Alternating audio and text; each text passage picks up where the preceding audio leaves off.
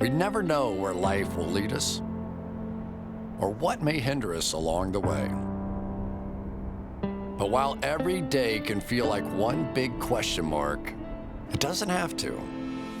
With the right insights, strategies, and solutions from Western and Southern Financial Group, together we can look ahead to leave the unknown behind. What's Pro Football Focus doing? Last week they had Brady. This week they got Brady. We're literally doing it differently from everybody else. As a matter of fact, moving forward from this point on, I will not make reference to PFF. Do you not understand that they are that way because you're Joe Flacco?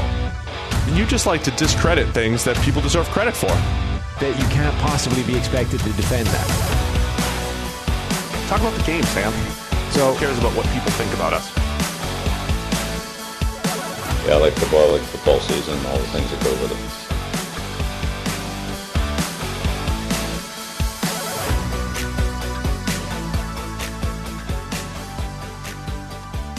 it. Welcome into the PFF NFL podcast. Steve Palazzolo back here with Sam Monson, and we've got breaking news. Sam, play some sounds. Play something that says breaking news. Okay.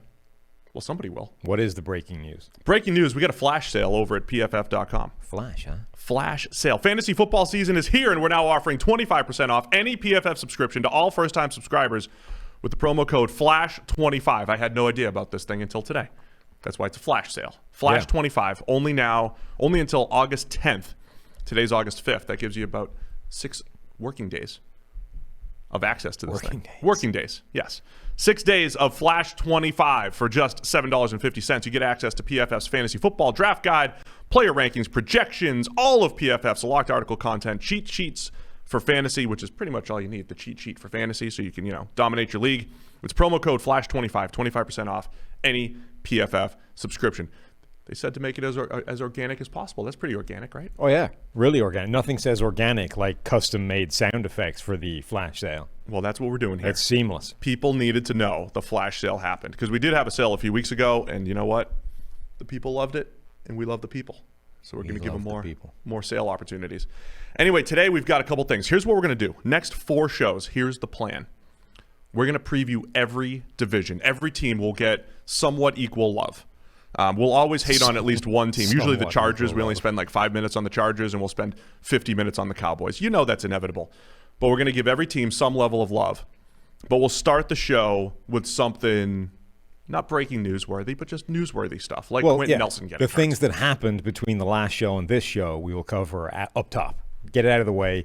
Reaction to whatever has happened, or not breaking news, but whatever has happened in the NFL world in between team previews before we get into the team preview. So the biggest thing that happened between Monday and now is Quenton Nelson has exactly the same freak foot injury as Carson Wentz and is therefore shut down for the same timetable, which in and of itself is a bizarre 5 to 12 weeks.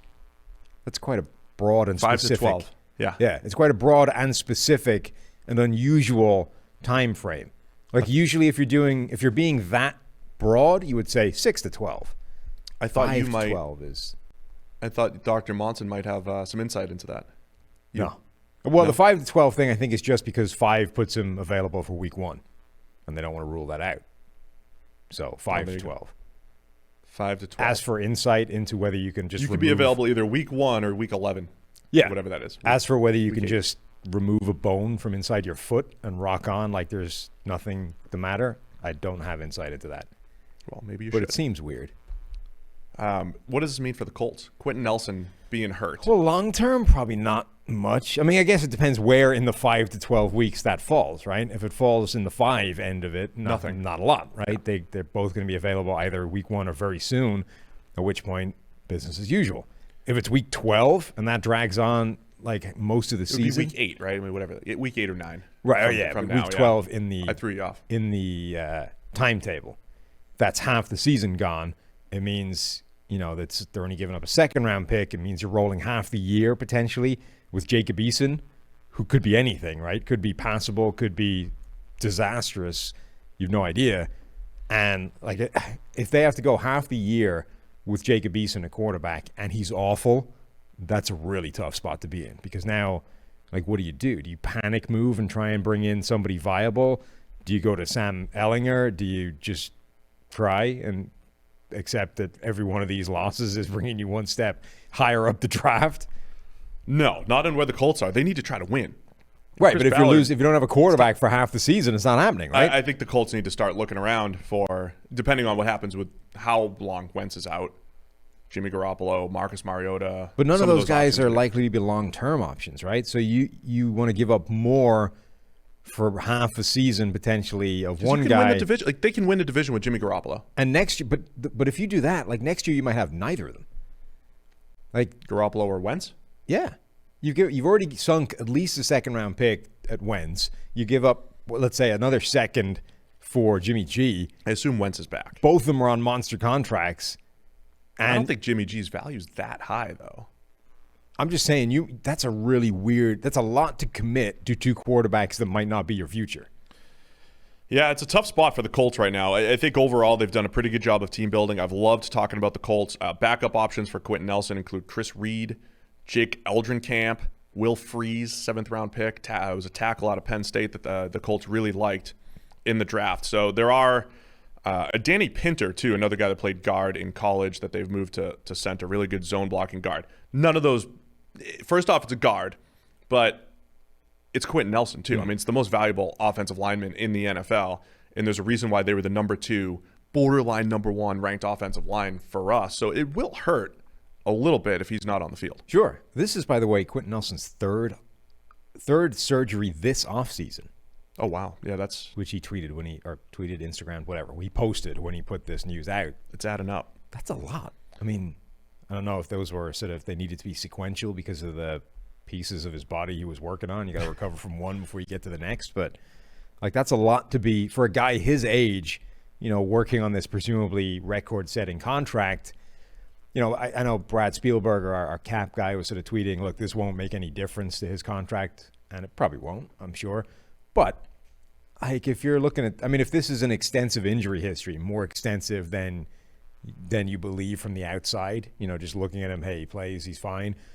3 off-season surgeries, I don't know. That all I'm saying is that made me sit up and take notice when he posted that. It's like, Well, we all hope he's back sooner rather than later. Yeah. And not a great time for the Colts at the moment. Some decisions to make both at quarterback and then figuring out what they do at left guard. If Carson, if you have a good quarterback and you're just missing a guard, I mean, it's not the biggest thing in the world when you have other good players around him. So any other big news other than the Hall of Fame games tonight? We're recording Thursday morning. Yeah. So the Hall of Fame games tonight, we get to watch some football. Football starts now. Mason kind Rudolph. of actual football because it's Mason Rudolph against Ben DiNucci, but it's better than not football, right? Yeah, let's not shun preseason and all these. We get to watch. I'm not. These guys I'm just play saying football. There's degrees of burying into the depth chart where it starts to get rough. My general excitement starts really high early in the preseason, week 1, week 2, and right when you hit about week 3, I'm like, I'm ready to watch more Real than people. 3 passes from a starting quarterback. Yeah, I'm ready. I mean, that's the thing is it's more like the sort of specter of what you could be getting. Yeah. I'm actually, if you just build it as like here's the rookies and backups, I'm in. But it's the fact that it's like, God, now I don't get to see any of the people I want. I like the rookies and backups sometimes. One thing I like the rookies. we haven't covered yet. What's it's heading into this weekend. It's the third and final Lions versus South Africa rugby test. I need to get your take on it. It's 1-1 so far. Yeah. And how do you think it's going to go? The third test. I'm surprised the Lions have performed as well as they did. I don't Really? think they got it. Okay. How do you think the third test is going to go? Who are they playing? South Africa? Yeah. South Africa. South Africa going to take it? Yes. Okay. All right. There you Are they the favorites? go. Probably. I haven't actually looked at the betting lines. It's Pretty close. They just won the second one, so they're in the ascendancy, I guess. They have the momentum. Yeah, there you go. You could even say. You could. The rugby chat is fast and furious in our Slack channel. I think I needed to mute it for a few minutes, and I'm going to come back with some insight. I like when you chip in. I think your insights in there are amongst my favorite posts. I made an incredible Tom Jones joke that nobody besides Khaled got, I think. I mean, I got it. I just didn't think it was that funny. That was pretty funny. Yeah. All right, let's get into this stuff. Today's previews are the East. Always start with the East. because we have biases towards the East. There's more people there. There's more fans there. So we get the East out of the way first. I'm just being honest. Okay. It's just what you do. I don't have any bias towards the East. Well, we do. In fact, I have no allegiance to any direction as a of the podcast, compass. we start with the East. But we don't have bias against the West. So I think we hit the West on Mondays. How can you have an Eastern bias but not be biased against the West? You can be for the East but not against the West. No, you can't. Sure, because there's By a North and a South. definition, if you're biased towards the East, you're biased against the West. Get out of here, Webster. That's how compass works. We're talking AFC East and NFC East today. That's 8 teams. We're going to do it in under 2 hours. We're going to get through 8 teams. It is our season preview. It's only just occurred to me how ambitious that is. We're going to try. Now, in the past, we've tried to preview the whole league in like a show, and then we realized we can't do that. Well, that was just silly, yeah. We tried to do the whole AFC right after the draft, and then you were like, all right, let's just hit the AFC East today, right? Let's just hit this one division. So we're going to get through 2 divisions, AFC East, NFC East. We'll preview each team, and I want to go through, overall, the roster strength, where their strengths and weaknesses are, but their best case scenario, like what needs to come together for this team to have a good season, because it's positivity season, it's training camp, but also what are the biggest question marks for each team as well. And we're going in random order too, because a lot of times we start with the Bills. We start with the Bills and we're really quick and efficient. We spend 5 minutes on the Bills and then, 90 on, the Dolphins. Yeah, we usually go alphabetically. No, we're not. We're going Miami Dolphins first. We're just going to go to some random. Because that's how I typed it into the chat, and we'll put the links to each team in the YouTube chat and in the we're going to need show notes. Okay. All right, so we'll put the links in. Let's start with the Miami Dolphins. Yes. We've talked quite a bit about the offensive line being a big question mark, but also complimenting the Dolphins on their general team building over the last couple of years, building in the secondary, adding playmakers at wide receiver. Obviously, the big question mark, though, is what happens with Tua this season. Yeah, so the next challenge with our previews is going to be to avoid the things we've been saying for the last 2 or 3 months. Can we challenge each other to do that? So let's have a new take on Tua. Right. We have a lot of new listeners, though, too. You have to balance that when you're podcasting. Right. I think our balance is skewed too far towards repetition at this stage. Listen, my takes haven't changed in 9 months. That's what I'm saying. Yeah. God, we're so close, though, to new things to talk about. I can't wait. Football's happening. There's actually going to be new things, new data points to be able to discuss, not just the same crap. Tua's going to have one good game. We'll be told you. He's a Hall of Famer. Yeah. As much as Tua is the focus and the sort of thing we've been harping on at for the last while, and it is clearly the most important thing for their future, I'm actually starting to think a lot more about that offensive line, which, was bad last year. There was this furore because Dolphins fans thought it was playing a lot better because they weren't giving up a lot of sacks. But the Dolphins had one of the fastest average times to throw in the NFL, the fastest when Fitzpatrick was the quarterback, slowed down a little bit when Tua came in. But it was then offset by moving around, when they started to roll the pockets and those kinds of things because Tua has that athleticism. So Miami's offensive line was still bad last year. And they looked at it and said, kind of like the 49ers with their secondary a couple of years ago, no, we like the young guys. We understand there's going to be growing pains. Next year they'll be better. They didn't really do an awful lot to address the offensive line. There's going to be some reshuffles. Robert Hunt moving into right guard after a pretty good season at tackle. But really, if they're wrong, if that offensive line doesn't get better because the young guys just have a bit more experience, they're kind of in trouble regardless of what Tua does. And almost not just regardless of what he does, but it will obviously impact Tua. So Liam Eichenberg is like the one guy they've drafted who has a chance to come in and be an upgrade from outside. And as a rookie, we know the perils of that doesn't always work as an offensive lineman. Just to, cite or, give you some numbers behind what you're saying, the Dolphins were 21st in pass blocking grade last year, 30th in run blocking grade. The run blocking thing has been sometimes some teams just have this weakness forever, like the Patriots can't draft wide receivers or whatever. The Dolphins have not had a good run blocking unit in forever, no matter who the coach is, no matter what is over there. A few years ago, it was Jay Ajayi, creating all of his yards after contact. So the offensive line is more than just the pass protection issue. It's the run game as well. And a big part of being as high as 21st was that time to throw.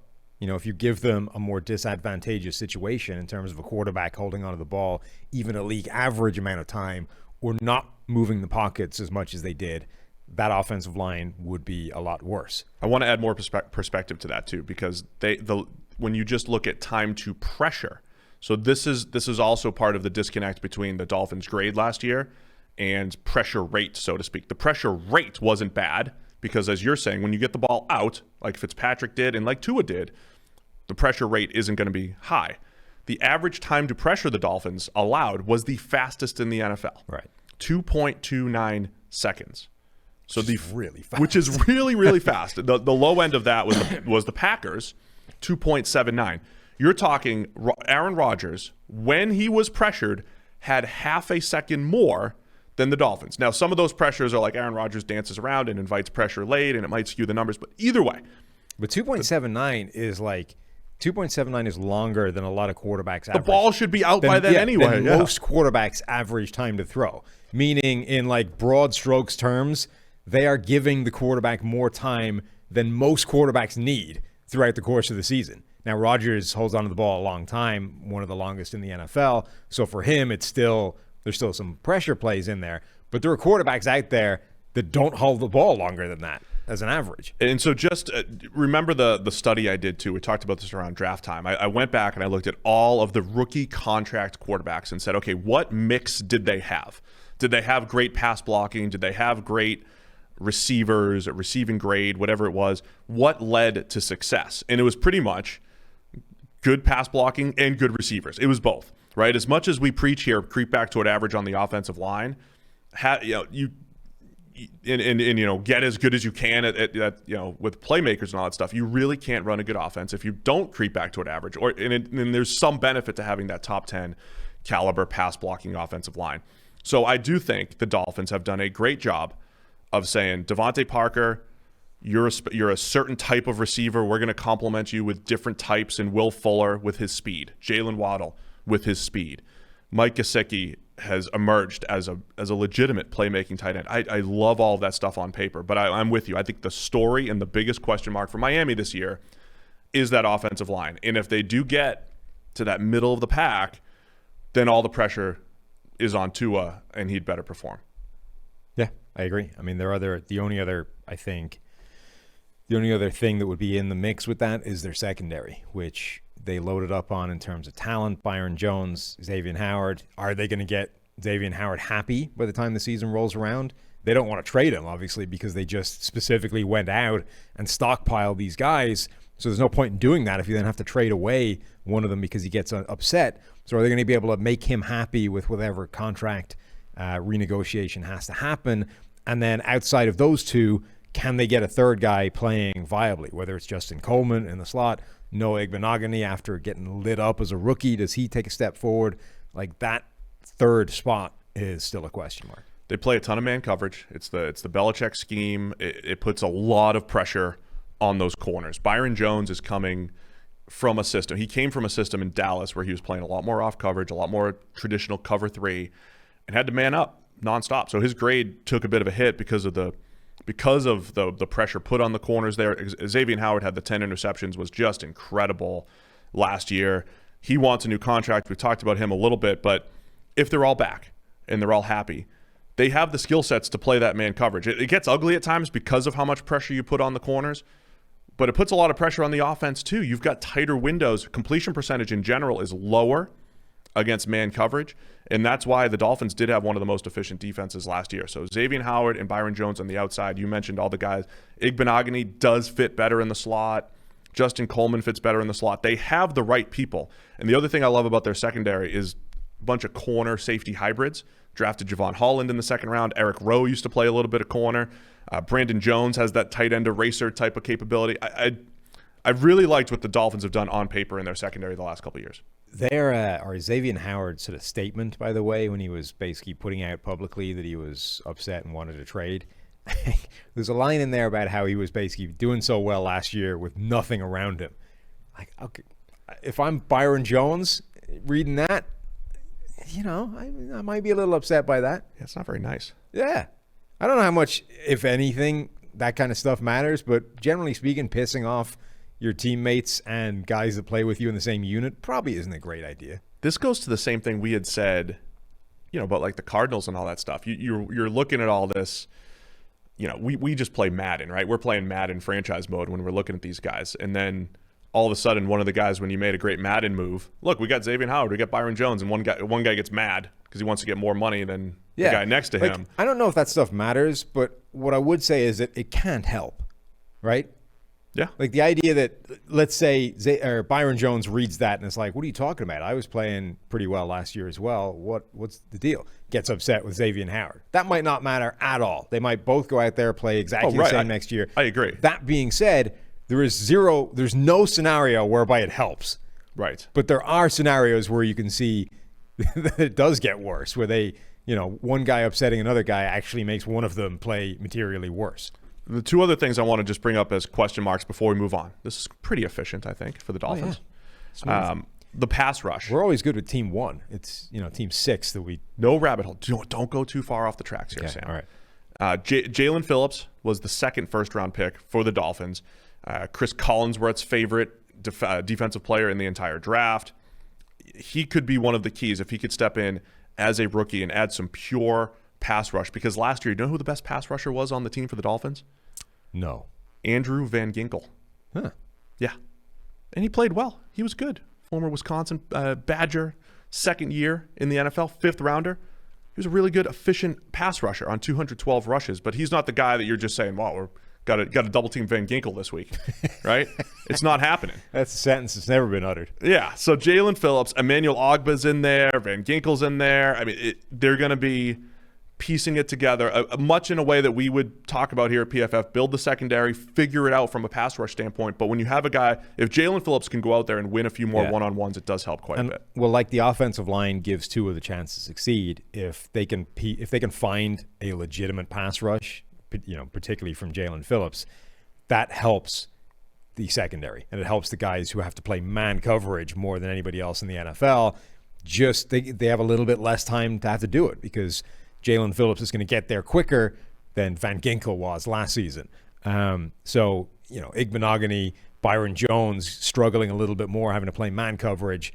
Suddenly he's got less time to have to do it. That helps him. It's just this knock-on effect. As much as, we try and isolate each player in each position as much as humanly possible, it's always interconnected, and one thing will affect something else. All right, just to wrap up the Dolphins, we promised a best-case scenario. Okay. So I would say the best-case scenario obviously revolves around the quarterback. Tua takes a big step in year 2. The traits that he showed at Alabama that I liked, when he saw open receivers, and this doesn't sound good because you need to anticipate in the NFL, he could see it and throw it and put it where he wanted to go. He is quick-minded too, right? He does move quickly. He just has some bouts where maybe just too quickly and misread stuff. He can move quickly through progressions. He can see it and get it there. He'll have more open receivers. The offensive line comes together, and he's more aggressive. I think all of those things kind of combine, and Tua looks like a good, reasonable quarterback and not as overwhelmed as he did in year 1. The aggression thing is huge. I mean, he had an overall grade of 65 essentially last season.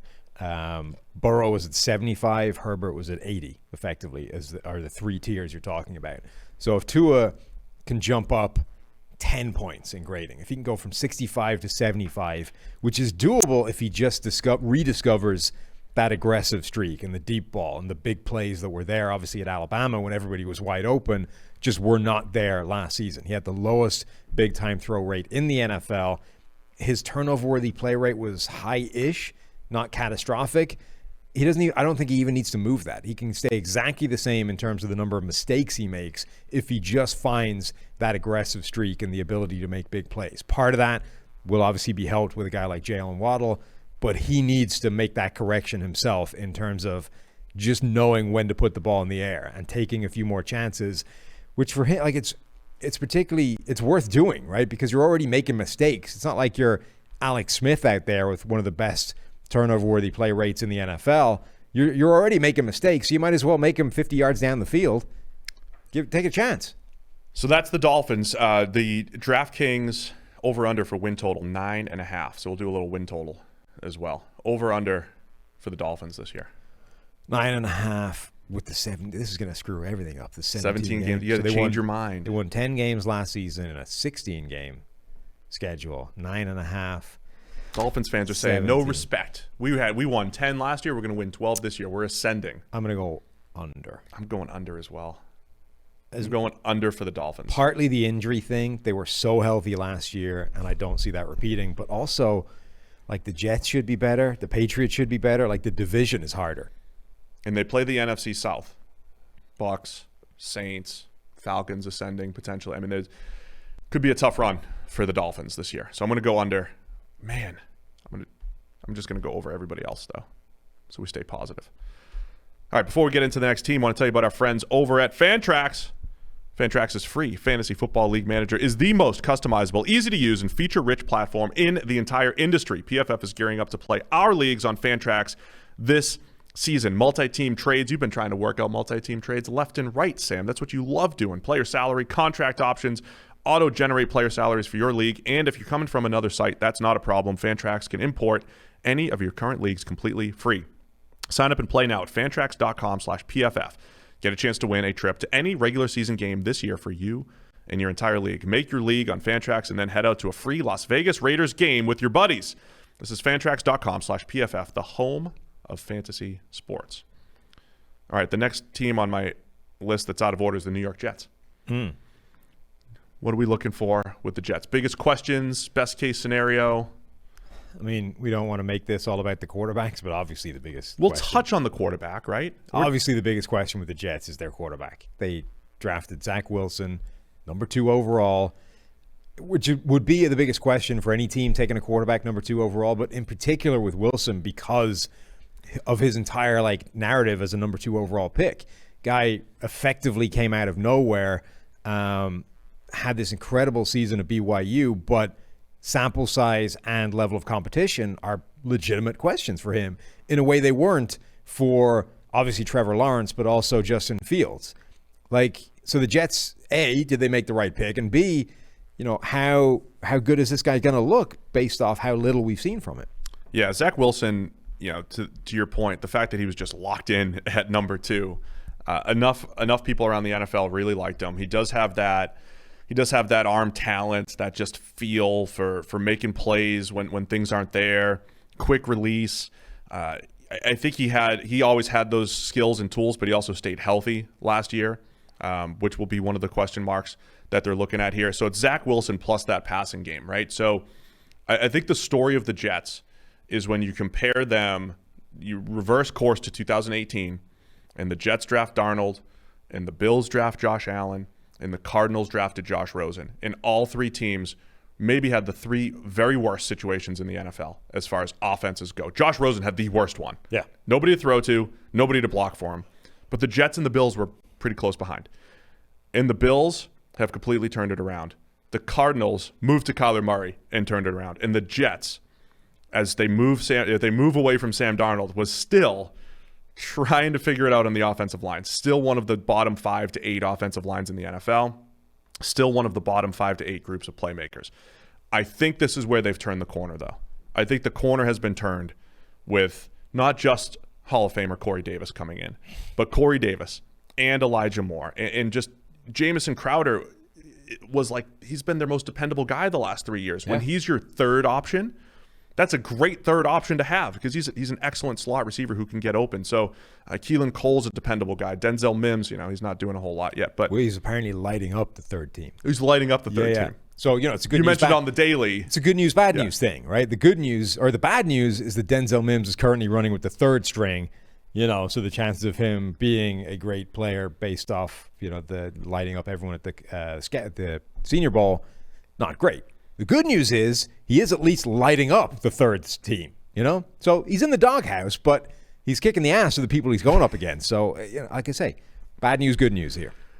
And then along the offensive line for the Jets, second year of Mekhi Becton, who had a 74 grade last year as a rookie left tackle. That was fantastic, right? Mauls people in the run game, was better in pass protection last year, I think, in the NFL than he was even in college at Louisville. They bring in Morgan Moses in free agency to shore up right tackle, push George Fant to a backup, swing role, tight end, sixth tight end, sixth offensive lineman type of role. In the interior adds first-round pick Elijah Vera Tucker to go with Connor McGovern and Greg Van Roten. Those guys, McGovern and Van Roten, were below average last year, but they've played solid football at points in their career. That's all you can do. That's all you can do along the offensive line. Continue to take shots on it. I think the Jets are moving in the right direction in overall supporting cast, this is the best supporting cast a Jets quarterback has had in years. Yeah. And so Zach Wilson has a chance to benefit right away. Yeah, I think that's true. They've taken longer than the other teams, but they're finally heading down the same pathway in terms of improving across the board. Their biggest question mark, as we said, is Zach Wilson. What does he look like? The other one they have is who the hell is playing cornerback for them? The secondary is a massive question. It's Marcus May and then a bunch of children. Name the children. Bryce Hall, one. Corey Ballantyne. The other Lamar Jackson. The other Lamar. Still there. Jason Pinnock, a rookie. Michael Carter, the second, a rookie. They have 2 Michael Carters on the team. Javelin Guidry. I mean, that's Wes Swan Austin. Their cornerbacks, they're so bad / anonymous / question marks that they have the other Lamar Jackson and the other Michael Carter. They do. They've collected other players. They need to bring the other Adrian Peterson out of retirement, and they can just have this collection of the other Steve Smith's probably not busy. We can just get a whole bunch of those guys. The interesting thing here is Greg Williams was the defensive coordinator previously with the Jets, right? And they're going from this. He wasn't there all of last year, obviously, but this blitz-heavy, aggressive defense. Not that Robert Saleh's defense and his history isn't aggressive, but it's a zone-heavy scheme. Saleh's from the cover 3 scheme. They evolved it a little bit in San Francisco to more of a quarters look. So it's a soft secondary, essentially. You're playing off coverage. And the coverage study that I did in recent weeks that I've cited on the podcast says, okay, those schemes do put less pressure on the corners overall. It doesn't mean you want bad corners or anything like that. They put a little bit less pressure on the corners than, say, what the Dolphins would do. So that's what I'm interested in. Can this scheme maybe hide the cornerbacks a little bit, put a little bit less pressure on them? Because remember, it was Saleh's defense in 2019. We looked at the Niners depth chart and we said, this looks terrible at corner. And all of a sudden they were a Super Bowl caliber team because a few guys emerged, and maybe Saleh's just got a better eye for talent and getting the Bryce Hall has played good football at points in his career before some bad injuries at Virginia. I wonder if they can find a player or two there. But I also think, going into next offseason, we're going to be saying, hey, cornerback's a major need for the Jets. Yeah, I mean, it's a major need right now. It's almost certainly going to be a major need at the end of the season.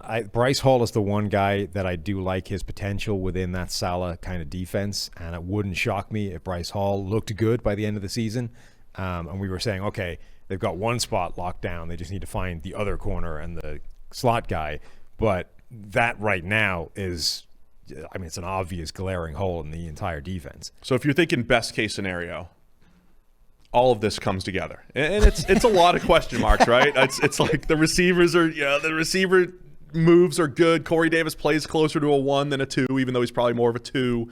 Elijah Moore is as advertised as a rookie. The offensive line, all of the best case scenarios happen there, right? Everybody's good. Okay. And they find some corners there.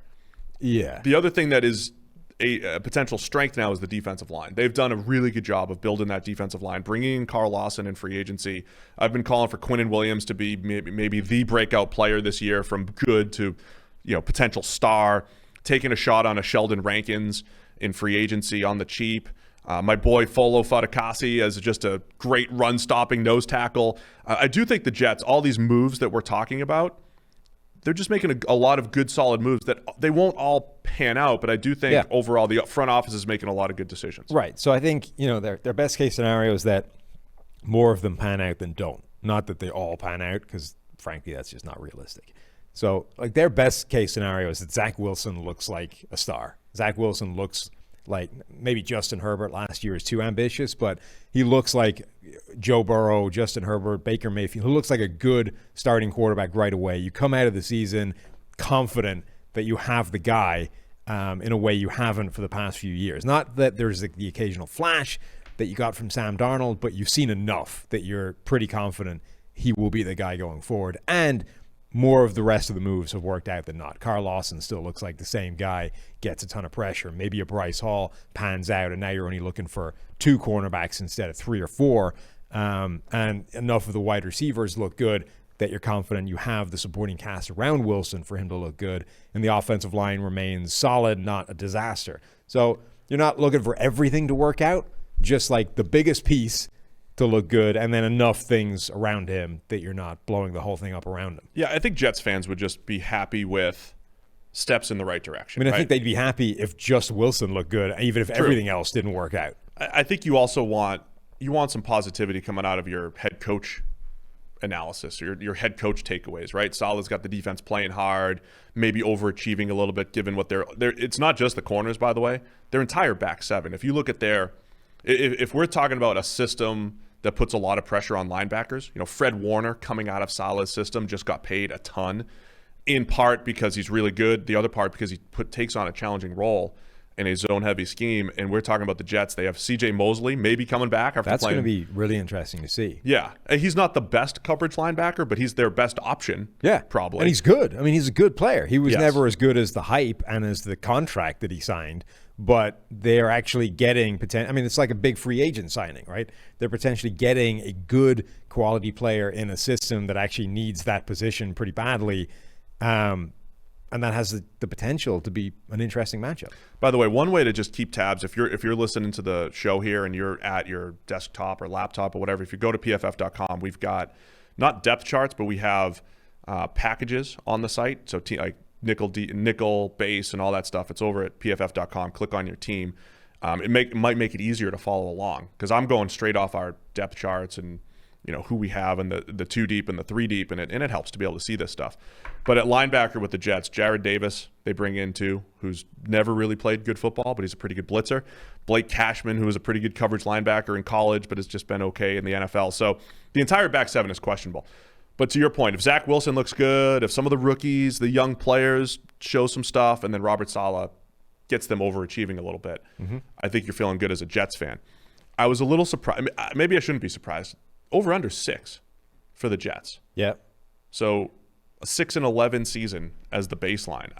I feel like I would lean over here, not because I'm not overly excited about the Jets, but I could see things, turning around for them. Sure. I mean, remember they won 2 last year. So it is a significant jump already, even with the 17th game. You're probably asking for a lot of wins. It's probably a fair question, too. Like, is Zach Wilson better than Sam Darnold right now? As much as we say quarterbacks don't get better every year, there are a lot of rookie quarterbacks who are just okay as rookies, and then they're better in year 2, and then that's more of like what they are. It's not always whatever you are as a rookie, you're there forever. Zach Wilson might be just at Sam Darnold's level this year, which would actually be, I guess that would be encouraging. I don't know. I don't know that Sam Darnold's been, He's been pretty bad. I'm going to take it back. Yeah.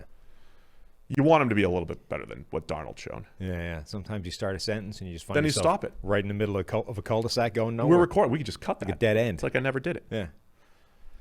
Yeah. You want Zach Wilson to be a little bit better. Yeah. Where would you go, though? Over, under 6? A lot of good things have happened with the Jets. So the 5-win teams last year were Detroit, Denver, and Carolina. Okay, you got an extra game to play with, so now you're talking about 5 and 12. Is that what you think they are? Like that level of team? Well, the Carolina one is the interesting one, and Denver to a degree, I guess. Like those are not terrible teams for different reasons. They only won 5 games last year. I could see the Jets coming out of this, even if Zach Wilson looks a reasonable amount better than Darnold last year, with only 5 wins and 12 losses. I don't think that that's unreasonable. I mean, the alternative is like 7. Over 6 is plus 100. So the favorite is to go under 6. So if I was actually putting money down, I'd go over given the odds. I would go over given the odds. I think the more likely thing is under, though. I agree. As does the market. As does Vegas. As does the Vegas. bookies, not the team. And DraftKings. All right, let's go to the Buffalo Bills next. That's the order I've written down. The Buffalo Bills. Let's preview their season. What do you think, man? Is this their year? They're going to go from AFC Championship to Super Bowl run here. Yeah, in the nice, neat, linear improvement world, the next step is Super Bowl, baby. Yeah. All right. There's a lot. They have done a fantastic job of moving this in the right direction step by step. The Josh Allen jump last year was pretty unexpected, but it was remarkable. Obviously aided by Stephon Diggs coming over. I don't think those things are completely independent, but neither do I think that Josh Allen's jump was just a product of Stephon Diggs. Sure. I think they needed both of them for it to happen the way it did. But it worked out perfectly for Diggs, who justified the points he's been making the whole way, which is, look, give me the ball more. I can be a better player than this and help the team. Got way more opportunities last year for the Bills than he was ever going to get in Minnesota, just given the differences in the offense. His target volume last season was significantly higher than he's ever seen before. 162 targets last season. The most he's ever had in Minnesota was 141. Sorry, where did I get 162 from? 193 last season. The most he'd ever had in Minnesota was 141, so basically 50 more passes. Regular season versus post. Yeah, that might have been it. Yeah. Sent his way. So that was huge for him. He stayed the same player. In fact, if anything, was better. And then Josh Allen discovered his deep ball, was able to do the thing that had been failing him so far, and stayed as good as he was at everything else, and then probably added a little bit more as well. The question is, where's that going to go next season? Because we know it's not always this nice, neat growth period. And can those things, it's a little bit like that Green Bay narrative, right? Their best three players essentially all had career years. Does that happen again? Probably not. If it doesn't, how big a problem is it? Yeah, I think the Bills are just set up for success on offense, though. You know, it comes with Stephon Diggs, he took them to the next level. But having a Cole Beasley in the slot who gets open, having Emmanuel Sanders to replace John Brown on the outside. Sanders can still get open. He's almost our age. Not that old yet, but he's close. And Gabriel Davis. And then Gabriel Davis, who's been, he was a fantastic deep threat. I mean, you're talking about that top four is excellent. I think they need a little bit more production out of tight end. Or again, just always have that option, right? The ability to go to the tight end if they're taking receivers away. Dawson Knox has just been okay. They bring in Jacob Hollister, who's a solid number 2. So I love where the skill positions have gone. The offensive line has done a perfect creep back toward average, path, right? Deion Dawkins and Darrell Williams are just solid at tackle. They're probably one of the better tackle tandems, but they're not, top 5, top 8 tackle tandems. So it's not exciting, but it's good. Their question is more on the interior. And I think the Bills came out of last year thinking, hey, we got to run the ball a little bit better. And I will say their guards weren't great last year. Guard and center was the weakness of the offensive line. Cody Ford has a lot of pressure on him. I think they want him to start here in year 3 after investing, second rounder in him. So those are some of the question marks. So I think they're set up for success. When you're a really good team like the Bills were last year, though, you try to figure out what you're going to improve on the edges. And I think that's part of the story. Do they want to run the ball a little bit better, run block a little bit better? And I think they want to stop the run a little bit better, too. They got gashed at times, and we talked about maybe that's a good strategy, but you also don't want to give up 8 yards a pop either in any given games. So there's a lot of investment in the defensive line these last couple of years for the Bills. I agree that I think they'll be okay on offense. They're also one of the best teams in the NFL in terms of the analytics edge, the play calling edge that their offense gives them. So they're one of the most pass-happy, aggressive teams in neutral situations. So, 1st and 10, the Bills are going to be passing more than pretty much any team in the NFL, which analytics says is just a good strategy. It's the best, it's the optimal way of calling plays. And remember, not to interrupt, but they had that game last year against the Seahawks, who came in with one of the worst coverage units, the best run defense units, and the Bills just passed like 22 times straight to start the game. That is smart play calling. That's good footballing. Right. So they are going to help. Like whether or not Josh Allen takes a slight step back, whether or not Stephon Diggs takes a slight step back, the offense is setting these guys up in a good situation. So they're at least getting an edge there. My biggest question mark for them is on the defensive side, and specifically, either can they continue to perform at a fairly significant degree greater than the sum of their parts, or can they get a greater sum of their parts? Like when you look at their defense, just the starters, there's a lot of like orange and red grades in there. There's a lot of guys that just weren't playing well, and yet the Bills defense is a pretty good unit because they're very well coached. The scheme is very good, but like at some point there's a breaking point, right, where those guys just are not playing well enough for that to function. So either does that regress at any point? And this is a system with a pretty long track record of doing that. Or can all the new additions that they brought in, Gregory Rousseau, Carlos Basham, can those guys like elevate the level so that there isn't as much of a jump between the sum of their parts and where they actually need to play? Last year was the worst defense of the Sean McDermott era. for Buffalo. He's been there 4 years. They had been a top 10 coverage unit. They were just out of the top 10 just using PFF grades, but using EPA allowed, which is essentially just a better overall unit measure. The Bills were only 18th last year, EPA allowed. Now, part of that is likely the offense was so much better, so defenses the opposing offenses just threw the ball a lot more, and you're going to allow higher EPA when you're getting thrown on versus getting run on. But there were definitely games where the Bills' defense was not that great, whereas in past years it was like that was what was holding that team together. So that might actually be a positive for the Bills, again, giving this cyclical nature of defense, and they could regress positively this year. You've got a track record of success in the secondary. Micah Hyde and Jordan Poyer, very solid safeties. Tre'Davious White, one of the best corners in the NFL. We've always talked about that number 2 corner spot, that Levi Wallace is scheduled to start once again, and maybe the Bills should upgrade it, but he's been a good, solid player. So they have pieces in the secondary, and you could tell. I love when draft strategies kind of show what teams think about themselves. The Bills got all big dudes at defensive end, who you mentioned, Rousseau and Basham, and then 2 big, essentially developmental offensive tackles. But they were saying, we need depth on this defensive line, and they could roll about 8 deep with defensive linemen. So the question is how many of them are actually going to play well is their problem. Like, I know. The Eagles have been able to roll 7 deep on the defensive line, all of whom have been good and productive. The Bills could be rolling 7 or 8 deep with still Jerry Hughes being the only guy that can generate any kind of pressure. The other thing in the Bills' favor, Matt Milano missed a lot of time last year. He's a very good coverage linebacker. I'm going to cite this a lot, but just looking at adding context to our grades, you have to know what guys are asked to do and all that stuff. And the Bills have been one of those quarters-heavy type of teams where the pressure's on the linebackers, Matt Milano, Tremaine Edmonds. Edmonds hasn't been nearly as good as the hype. Gets a lot of tackles. Hasn't been nearly as good. Every Bill gets a lot of tackles. That's how they do it there. So yeah, there are questions on defense. I think the Bills' defense needs to tighten up a little bit. Is the bottom line? I mean, I think the front 7 just needs some impact players, right?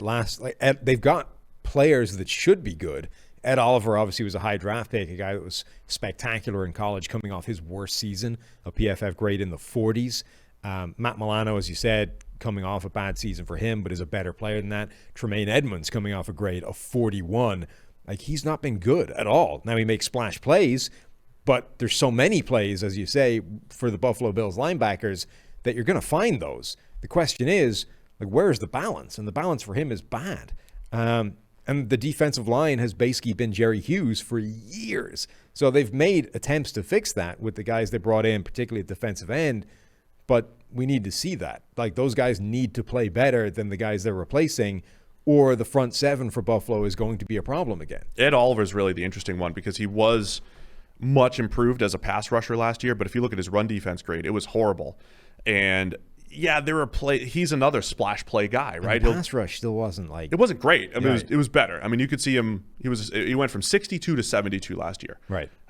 So if he gets up to, high 70s or 80s this year, that's helpful. If he stays at 72, that's not doing much for you. But you might want to just, his overall snap count kind of went down a little bit as the season progressed, and you might want to get Ed Oliver off the field on rundowns. And he was the opposite in college. He was just this disruptive force with range in the run game. And we always joke about scouts caring about size and all that stuff, but it's been a factor with Ed Oliver. At 6'1", 287, he has gotten absolutely engulfed and blown off the ball in the run game.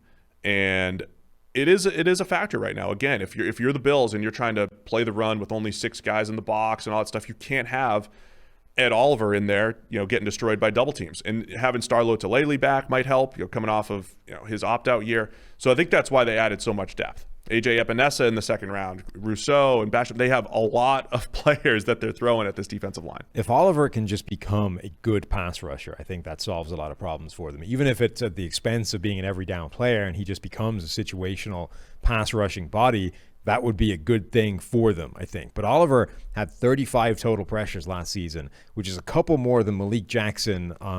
Jackson had significantly fewer pass rushes. And that was like Jackson's down year of him being, on the way out, slowing down, heading towards retirement and old age, right? True. Like, you need to be a lot better than that if you're going to be... I mean, Malik Jackson has been a situational pass rusher for most of his career. Like, Ed Oliver needs to take another big step forward for him to be a viable player on that defense. So the big questions include the entire defensive line, maybe the defense just playing better than last year, Josh Allen regression, offensive regression in general. Did he peak last year? Was it a stepping stone to move him forward? What about best case scenario? Like what could happen? I mean, obviously the Super Bowl is the best case scenario, but what happens in Buffalo if everything is looks good here? Well, best case scenario is Josh Allen stays at an elite level at quarterback, another grade in the 90s. You're now talking about a group of quarterbacks at the very top that is Aaron Rodgers, Patrick Mahomes, Tom Brady, Russell Wilson, I guess, and Josh Allen. Like, he's in that conversation in perpetuity, surrounded by great weaponry and an offensive line that's pretty good. And you're talking about one of the best couple of offenses in the entire NFL. And then the defense doesn't, the defense isn't found out. They continue to, however they're doing it, end up as a better unit than the sum of their parts, which hasn't been that great for at least the last year or two. And it's like the Kansas City defense, right, where it's just good enough to not drag them down, to not undermine all the work that the offense is doing. So I think that's their best case scenario, is that the offense stays amazing and the defense isn't bad, and therefore they're one of the best teams in the NFL. Over-under is 11 for the Bills. Now remember, when you're setting lines, every year there's a 13 and a 14-win team, and that always happens. But when you're setting season lines, it's always closer. Every team's between, like 6 and 11 for the most part. Yes. Is that high for the Bills? It's high, but I don't know if it's unreasonably high with the 17th game. I would go over. 13-3 last season. They can lose a couple more with the extra game and still be okay. I'm going to go over. Man, it's a good number. It's a good number they put It's it almost at. like they're good at this. I'm tempted. I'm tempted to go under. I do think there'll be some regression offensively. I do think, but I think the defense might offset it a little bit. Yeah. It's a good track record defensively that took a bit of a step back next year, and I think the track record will win out. I'll go over for the Bills. See, positivity. Because I'm hashtag Bills Mafia over here. We got to set up that GoFundMe to get you in your Josh Allen jersey. What are we going to do? What's the official thing we're doing? I think you just have to wear the whole Josh Allen get up and sign the apology form on the podcast. Wait, like pants and everything? Maybe. I don't know. We'll see. See how quickly the uptake is in the charity drive. You might have to offer some more. People weren't loving the dress up as minor league Steve, so I had to guarantee the idiot mustache, and that got the giant donation. Yeah, like just throwing a jersey on doesn't move the needle. Right. Well, we'll see. Maybe it does. Maybe Bills Mafia is all about that. But then if it's slow, if we have to keep grinding I think the money, they might need to see me like on the field doing some Josh Allen moves. Like, a lot of people. I know what we'll do. We'll grab Jack Collinsworth, has a lot of experience, getting stiff armed and stuff like. Maybe I'll give him like a Josh Allen stiff arm. He's like in Japan right now. He's way too big time for us. He'll be back. Yeah, Jack does a good job. That's what I'm saying. He's way too big time for us at this stage. A lot of people really like the idea of you falling through a table. Yeah, I know. A lot of people. I know. Not the way my back is right now, but right. Maybe it'll crack me back. You can barely sit in a chair right now, let alone throw yourself through. Maybe it would fix it. Yeah. I'm old and a little overweight, so the back's not feeling great. I mean, it's a lot of weight that back is carrying around on a daily basis. Well, we need. How much does a foldable table cost? Oh, it's probably cheap. Yeah. Probably have one in storage over here. You just got to pre-cut it. Throw some tape on it. Pre-cut it? Yes. What? It's called a working table. No. You need a working table. You can't pre-cut a table. They're collapsible. Oh, whatever. That's those fine. ones that bend in the middle anyway. You don't pre-cut those. Oh, that's fine.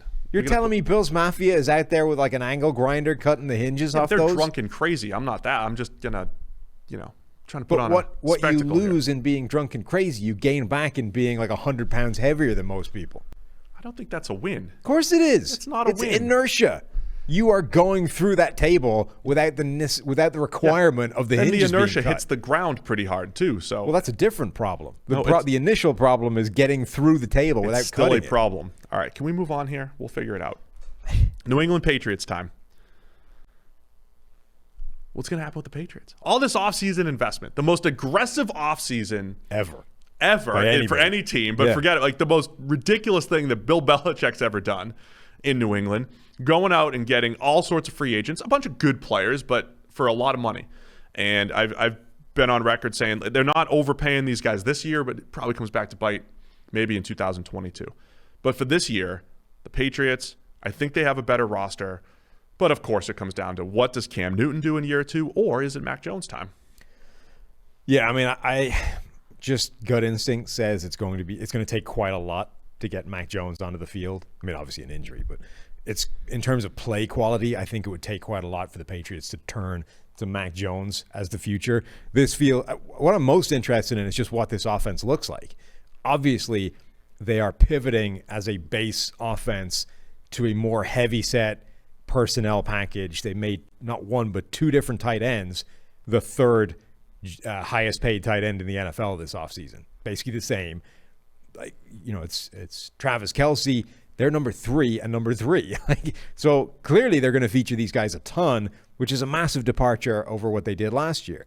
Now, with Cam Newton as the quarterback, as this, you know, still unique singular athlete of giant, physical, rushing specimen, what does that system look like generally? Like, that to me is incredibly interesting in a league that is trended ever more towards smaller, faster defensive players. The defensive line, linebackers are now 215 pounds, safeties and cornerbacks. The defensive players have never been smaller, and all of a sudden they have to go up against a team that's running with 2 tight ends, a 255-pound quarterback that can run the ball, plus the running backs and all that kind of stuff. So what does this offense look like, and can it be better than last year, even if Cam Newton doesn't play any better, just because it's better suited to what they're trying to do now? Yeah, let's not forget. I mean, last year the Patriots season ended with a sour taste because they didn't make the playoffs. They didn't finish all that strong. But there was a point in the season. Remember, the first season they run all over the Dolphins. The first game they run all over the Dolphins. Then they go to Seattle, and it's like this crazy shootout. And Cam Newton throws for almost 400 yards, and Julian Edelman's uncoverable. And it's like, wow, the Patriots, they can run the ball and they can pass it. And yeah, they lost at the last second to the Seahawks, but that's okay. The Seahawks are great. Then they run all over the Raiders again, too, and it's like, okay, this offense is legit. How do you stop them? But the problem was, then they lose to the Chiefs, and they had some injuries and COVID for Cam and all that stuff. The problem is what you're saying, like the bad games that Cam Newton had. He had a game where he threw for 84 yards against the Cardinals. He had a game where he threw for 69 yards against the Chargers, and they won because of special teams and various things. 34-yard game against the Bills in Week 16. Cam doesn't even finish the game. He has several passing grades under 60 and a bunch under 55, which you just can't really win with. So I keep coming back to having Hunter Henry, having Jonnu Smith, having Nelson Aguilar and Kendrick Bourne. At least it's not a dominant passing attack, but it's better than what they had last year. They had the worst tight ends in the NFL over the last couple of years, and a bottom 5 receiving unit, and especially when Edelman's hurt, it's not good. It at least gives the Patriots options. If the power run game, which is I think what they're going to focus on, if the power run game's not there, they can at least air it out in certain games and put points on the board. The other thing that's really interesting heading into this year is, like, COVID is now this sort of blanket excuse, you know? Like, obviously getting COVID has different results for people in terms of just what they're dealing with. Like, some people are completely asymptomatic. Some people just can't taste. Some people are down for like a long period of time, and it's serious, and it has a lingering every after change effect. In play is pointed toward, oh well, the guy had COVID. Right, exactly. I'm sorry I mentioned it. But the point is, it's real for some people, I'm sure, but it's also going to be used as this generic, like not by those players. Like, I don't think anybody is necessarily using it as an excuse to explain why they played badly, but people are. You know, analysis is going to point to this. So with Cam Newton, there are going to be a lot of people saying, well, he got COVID, and that explains a lot of poor Cam Newton from that point on. And it might. Maybe it did. Maybe Cam Newton was dealing with COVID, and it lingered, and we never saw, fully non-COVID Cam Newton for a while, and that explains why he didn't play particularly well last year.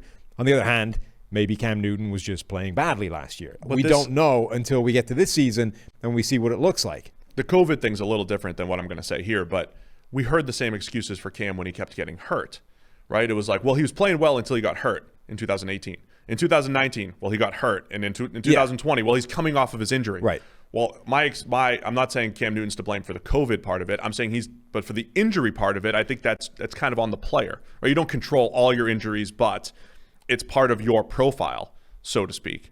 Right. So I mean, it fits. Yeah. I mean, for Cam in particular, it fits a trend of like every year there's something. Right. It's an injury, and we keep waiting for this fully healthy Cam Newton that may never come back again. We may never see fully healthy Cam Newton for a season for the remainder of his career. But I just think generally this COVID thing is going to be kind of interesting, because any player that had COVID and then didn't play to the absolute peak of his ability last year, the narrative going into this season is going to be, well, he had COVID and therefore wasn't great. Like Myles Garrett had that, towards the end, wasn't the same kind of guy, but it was after he got COVID. So how could you expect him to be the same? How could you? But maybe it was the case for some of these guys. Maybe it was the case for all of them. Maybe it was the case for none of them, and they just had like a bad run. The other factor, too, I think, is just not having crowds, and how road games weren't really road games. Home and road advantage doesn't matter. It matters more in football than any other sport, right? I mean, I think I'm just saying that, but it does, right? Crowd noise and all that stuff. That's what we're about in the PFF podcast, just saying stuff with zero data to back it up. Is it more important in basketball? Is it more important in baseball? You at least get to hit last if you're a home team and all that stuff. But anyway, home road splits, NFL, do matter. And so that's just another new thing this year. Something coming back this year, right? Is the idea that home field advantage will actually be a factor. I think last year it actually swung all the way to the other way. Like there was a very tiny advantage to not being at home last year, statistically. And is the advantage only to like Aaron Rodgers and Tom Brady were the two highest rated quarterbacks, the smart quarterbacks who are hearing opposing calls and all that stuff. Somebody asked me this during a radio hit, and I hadn't thought about it before, but like rookie quarterbacks last year didn't have to deal with that all season. Right. So how much of an advantage was that to a Justin Herbert to at no point in the year have to deal with like the cacophony of an Arrowhead Stadium, on the road? Cacophony. Or, any of those quarterbacks. Like they essentially they got the opportunity to adjust to the NFL without having to run that gauntlet of hideous, noisy away stadiums. Now, the group, the Zach Wilsons, the Trevor Lawrences of the world, they don't. They got to adjust and run through that gauntlet of noisy stadiums on the road. Of course, all of our grades are coming from PFF Elite. Don't forget about our flash sale, Flash 25, Flash 25, 25% off any PFF subscription between now and August 10th. So act fast. We don't do flash sales very often. 25% off. PFF.com. So I think there's a best case scenario where Cam Newton is actually, let's make an excuse for him. It's a tough system. Mm-hmm. He shows up a little late. They sign him late in the offseason. It's, you don't have training, you don't have preseason games, whatever. Will Cam Newton just know the system a little bit more? Will he know it better? Will he execute better? Will he have, because the playmakers are a little bit better and he's still just an incredible power runner, the Patriots maybe become a difficult team to defend. And Cam Newton doesn't have to play great. To your point, if he was a 70 grade last year. If he plays at a 75 level, say, using PFF terms, with the better supporting cast, could be a pretty tough offense. Yes. So I think the idea that we're all trying to make excuses for Cam, right? Whether it was COVID, whether it was all that stuff you just mentioned, the no preseason, the difficult system to pick all up. Things that like Tom Brady overcame and other people overcame, right? A, all things that other quarterbacks have overcome. But B, the other reason that I don't really buy into them that much is that his grade was basically the same the 3 previous seasons he was playing, right? In a different system without those circumstances. So his last 4 healthy, quote unquote, because he's been banged up and missed some time in each of those. He found his baseline, basically. Right, that's what I'm saying. So his last 4 seasons, essentially, overall PFF grade of 68.5, 68.7, 70.9, and then 70.9. So last year was not at all away from that baseline. It's just that his box score numbers were a bit worse. He had 8 touchdowns to 10 interceptions versus 24 to 13 the last time he was playing in Carolina. So I just don't buy this idea that Cam was significantly worse and we need to find an excuse for that. I just think that this is who he is at this point. The more interesting question is, given that as a baseline, have they been able to construct an offense around him with this 2 tight end heavy type of formation that makes him better from a production standpoint? I think the production would look much better. Everybody cites, well, he only threw for 8 touchdowns or whatever. I think the production would be better. The yards per attempt has stayed pretty much the same, right? He's gone 6'9", 6'9", 7'2", 7'2". So essentially averaged 7 yards per attempt over the last 4 healthy, quote-unquote, seasons he's played.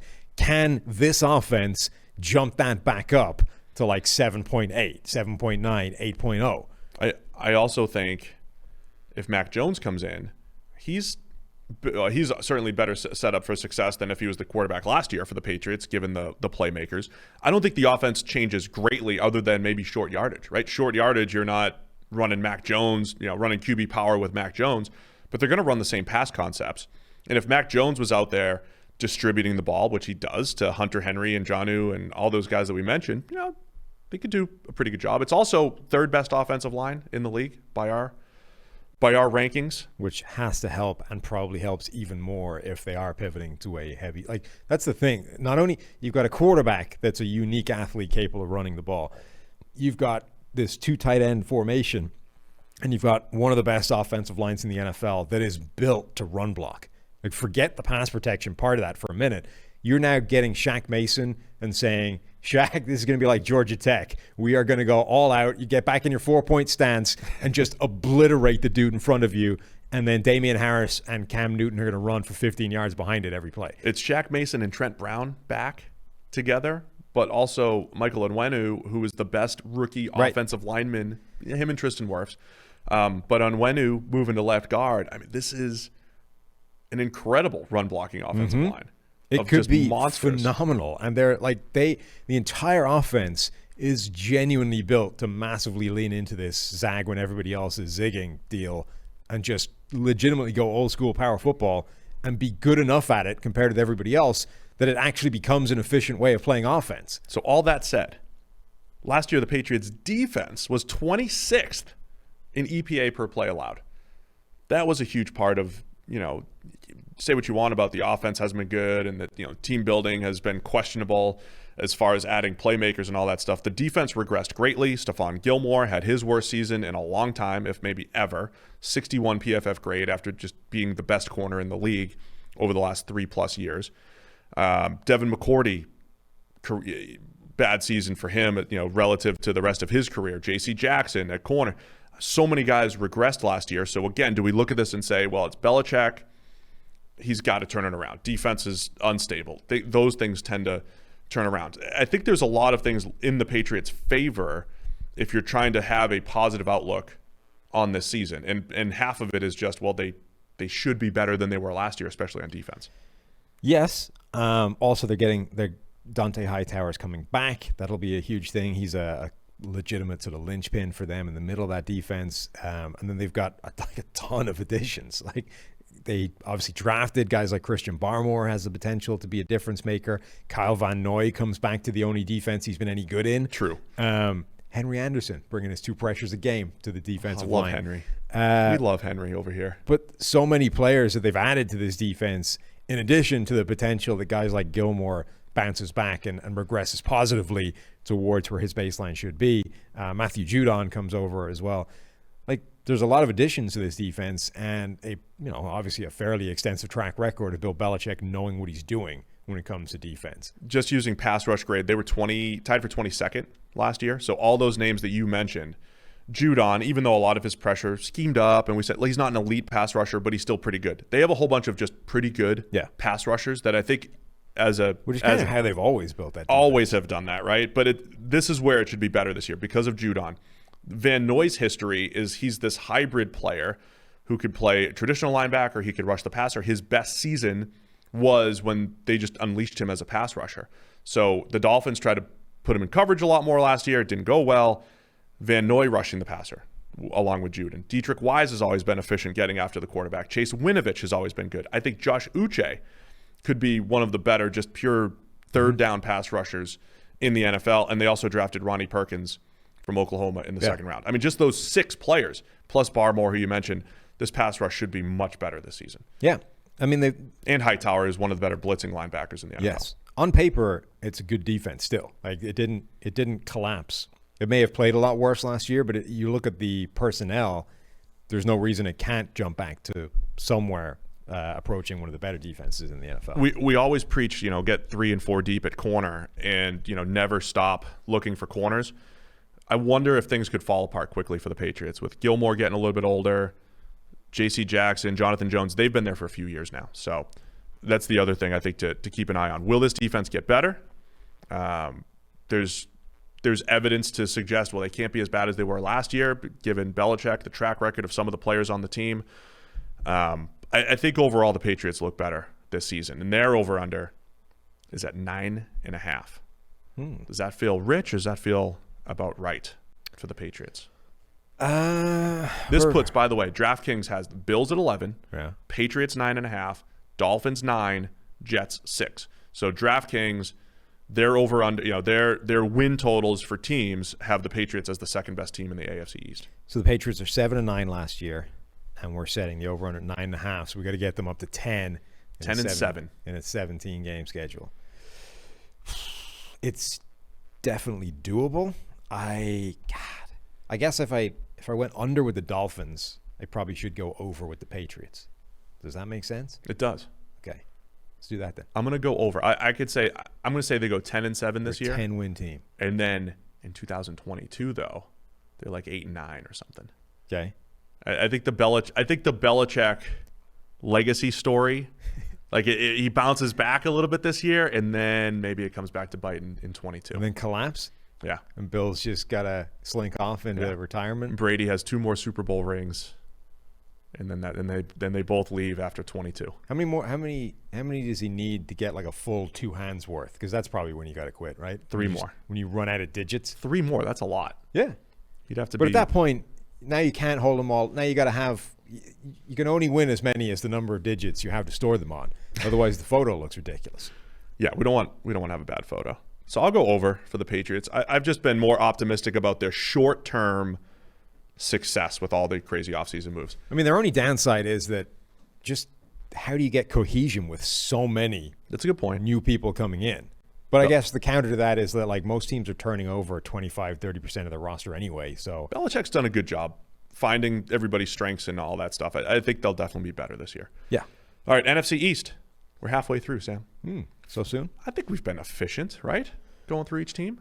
Efficient but thorough. Just about. Philadelphia Eagles are first on my list here for no reason, but they're first on the NFC East list. For no reason. There are some rumors. Should we just pause on the Eagles because we don't know if they're getting Deshaun Watson or not? You can't pause on them. That's been debunked this morning. Okay. So it was a report from a dude who. Maybe we shouldn't have quoted it. I didn't quote it. I like Chris. You quoted it. It was Chris. Yeah. I didn't put him on Instagram. Anyway, I like Chris. He listens to the show. There was a report this morning that the Eagles and Deshaun Watson, what was it? Trade talks are heating up or something like that. Well, let's just discuss. Subsequently, most people have come out and said that's not true. Let's discuss. Though they are discussing it, it's not close. Let's discuss what the Eagles are right now, and then obviously say if they have Deshaun Watson and he's playing football, yes, it helps their prospects greatly. Massively, yes. The roster as of right now. What would you be looking for if you're a realistic Eagles fan? Not saying, hey, let's go to the Super Bowl this year. What are you looking for? Like what could give you a positive vibe coming out of 2021 here? I don't even know what their best scenario is, like in terms of what direction this heads. Like in theory, the worse they are this year, given their situation with, 2 first-round picks next year, plus the second likely from the Colts for Carson Wentz. Like this whole thing was sort of built around the idea of next year we will go all in for whatever quarterback we're going to find, unless Jalen Hurts proves to be something that we don't really think he is, which is like a franchise quarterback. So like if he plays well, but not well enough that you're willing to toss him the keys to the franchise, that's not good. That doesn't help. So do you actually want them to suck? Like Jalen Hurts is terrible. You end up with one of the top 5 picks anyway, plus the extra ones you've got. Now you can effectively get any quarterback you want, even if it's the number 1 overall pick. I honestly don't know what the best case scenario for Philadelphia is. What a fascinating QB room. It's Jalen Hurts, Joe Flacco, and Nick Mullins. Yeah. Yeah, I struggle with this because my feeling is Jalen Hurts isn't the long-term answer. Correct. I liked the pick at the time because I thought he'd be a good backup. There's a chance he could be the long-term answer. And there's a chance that some other team would want to trade for him at some point too, and you just kind of, hedge your bet a little bit. I didn't love the pick at the time, but a lot of that was centered around the idea that I just never really saw it in Jalen Hurts as a potential starting quarterback. So, listen, the stuff that the NFL didn't like about Justin Fields, holds the ball too long. Yeah. If it's Jalen Hurts times 10. Sure. I mean, Jalen Hurts was always he wasn't very good under pressure at Alabama. He didn't face much pressure at Oklahoma. He hit open throws, but there was a lot of schemed up stuff and a lot of, 3.5 second type of passes where he hit open stuff. And then the benefit to Jalen Hurts is what he brings to the run game. He is pretty accurate as far as he at least throws a catchable ball. I was surprised at his decision making last year, which again didn't show up in turnovers till very late. We were talking about that on the podcast a lot. Like, he takes care of the ball. Like, stop looking at interception totals. He's been careless with the ball. And that started to come back and bite. I keep coming back to this, do you want to build your run game around Jalen Hurts and all that stuff? My bigger issue with the Eagles as a whole is every position group feels like it's in a transition. The receivers, the offensive line, which was annually one of the best, is in transition. Or just getting older with Jason Kelce and a beat up Brandon Brooks and Lane Johnson. The defensive line, which we've always cited on here, is one of the league's best, with Fletcher Cox getting a little bit older, Brandon Graham getting a little bit older. I will say if you look at the secondary on paper, that could be sneaky good. The whole team is kind of in transition right now. They're in this weird spot, which is, again, why I don't quite know what the best case scenario for them is, because unless you find a quarterback that you are certain can contend like tomorrow, half the roster needs to be turned over because they're getting old and done. Like, if you're not getting your starting quarterback or the guy that you think can win a championship at that position until next year, are any of Zach Ertz, Brandon Brooks, Lane Johnson, Brandon Graham, Derek Barnett, Fletcher Cox, are any of those guys on that roster at the point you expect to be contending for a Super Bowl? Probably not. Because that's like a quarter of your starters at this point. This is where I think if the Eagles want like a full tank season, just to go to the secondary a little bit, I think look at the secondary on paper, Sam. Yeah. Darius Slay, he wasn't great last year, but again, he's got a history of being pretty good. Steven Nelson has a history of just being a good, solid corner. Third corner could be Avonte Maddox and a couple other guys. We'll see what happens there, right? Anthony Harris has been a good safety for the majority of his career. Rodney McLeod's been a pretty good safety. Like, that secondary could sneakily just keep them in games a lot. Plus, they will have a good pass rush again this year. I've soured on the Eagles as a franchise because I don't know what the future looks like, but I do think they're going to be half decent this year. Yeah, I don't think they'll be bad this year. I think there's too much that's too good for them to just completely collapse and tank. Like, as you said, the secondary's pretty good. In addition, like, they might be reaching the end of their tenure, but all the guys I just mentioned on the defensive front are still good. I mean, Brandon Graham is still a good player. Fletcher Cox is still a good player. Javon Hargrave didn't have a great year last year, but he's one of those guys. It's best shape of his life, Steve. Coming into camp, the best shape of his life. No, Javon Hargrave. Oh, Javon, yeah. Ready to light it up. Derek Barnett is solid, if a bit of a disappointment, given what they thought he might be. Josh Sweat is there. Milton Williams could be a really nice rotational piece. There's a lot of good players there on the defense. And on the offense, the same thing's kind of true, right? As much as Jalen Hurts probably isn't the answer, he gives you quite a high floor because of that rushing threat and the fact that he's got a big arm. And all of a sudden, you've got a receiving core that even last year, on paper, there's a lot of good players there. They just didn't seem to figure out how to put the jigsaw puzzle together so that it all functioned as a cohesive unit. But now you've got Devontae Smith as your number one. You've got Travis Fulgham still there. Greg Ward is not a bad slot receiver. If they get anything out of Jalen Reagor, that's great. You still got the tight ends. The pieces are there for the offense to be okay as well. There was a lot of this. They remind me a little bit of the Raiders, where I think the Raiders have done a lot of nice things and a lot of things that I just completely disagree with. And so for every good thing, it's like it gets offset. I think there were some process picks that the Eagles made that made sense, like the Jalen Reagor pick, picking the receiver, picking Andre Dillard a year before, the left tackle. drafting him a year before they needed one. Right. Process-wise was great. Dillard just hasn't been a great player. Might not even be a starter with Jordan Mailata there, who, again, that's a great move. You grabbed an Australian rugby player and developed him into a starting caliber offensive tackle, which is cool. That's awesome, right? I mean, so there's a lot of stuff that they've done well, but there's also holes in those key areas that we've talked about. They just feel to me like a team that's destined to go like 6 or 7 wins, and I'm just not sure what that achieves for you. Yeah, I know. It's going to be like it might be like the football team last year. You said 6 or 7. They're over under 6.5. There you go. At DraftKings. So like the best case scenario for the Eagles, what is it? Because this team is not capable of winning a Super Bowl. It's not even capable, I think, of going deep into the playoffs. I mean, their best case scenario is Deshaun Watson's innocent and their future and their quarterback is innocent. Yeah. You're right. The best case scenario is probably somehow they get Deshaun Watson and hope that they can sweep all of that under the rug or move past it in some way, shape, or form, which frankly seems like quite a pie in the sky concept at the moment. But let's assume, again, they're Watson-less for the moment. Like, what is this team's best case scenario? I think it's looking to a future. I mean, the best case scenario is Jalen Hurts is just better than we all expected. But there's the always best case scenario in that world is they win like 11 games and get dumped out of the playoffs in the wild card round. Yeah, but if Jalen Hurts, if Jalen Hurts is really good, if he's as good as Kyler Murray or, well, I'm not going to say Josh Allen, but if he becomes a you're saying a high tier 3 quarterback or tier 2 quarterback, so you're like, okay, we've got a good quarterback and our roster's in transition. Let's keep building. You're saying him. Their absolute best case scenario is that you come out of this season convinced that actually Jalen Hurts is your quarterback of the future, and now you can start pivoting your 2 first-round picks and a high second to build around him.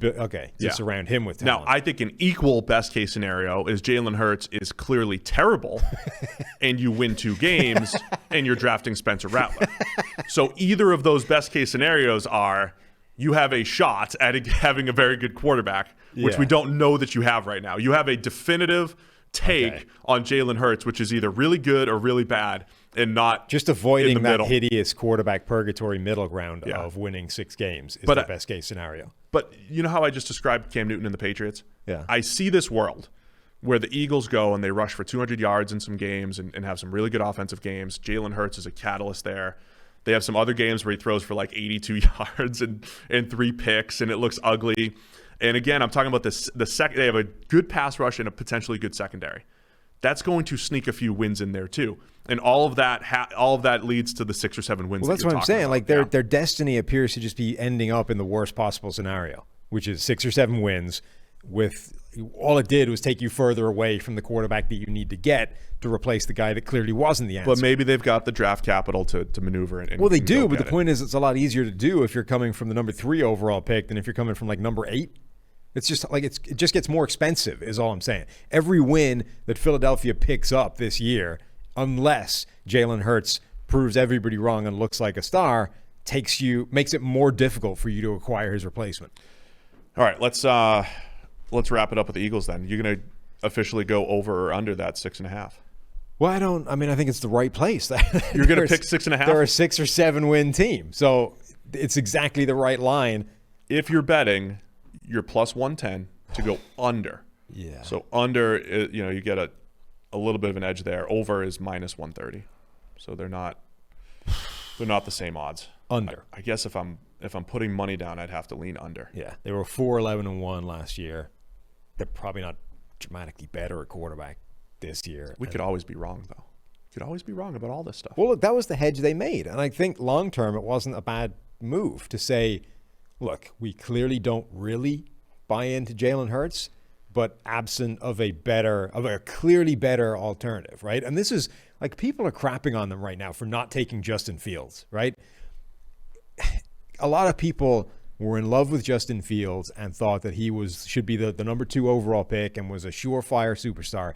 Clearly, there were things about Justin Fields that the NFL as an institution didn't love, right? And forget the crap that started to get thrown out about, he's not a hard worker, doesn't want him. Forget that. That's rubbish.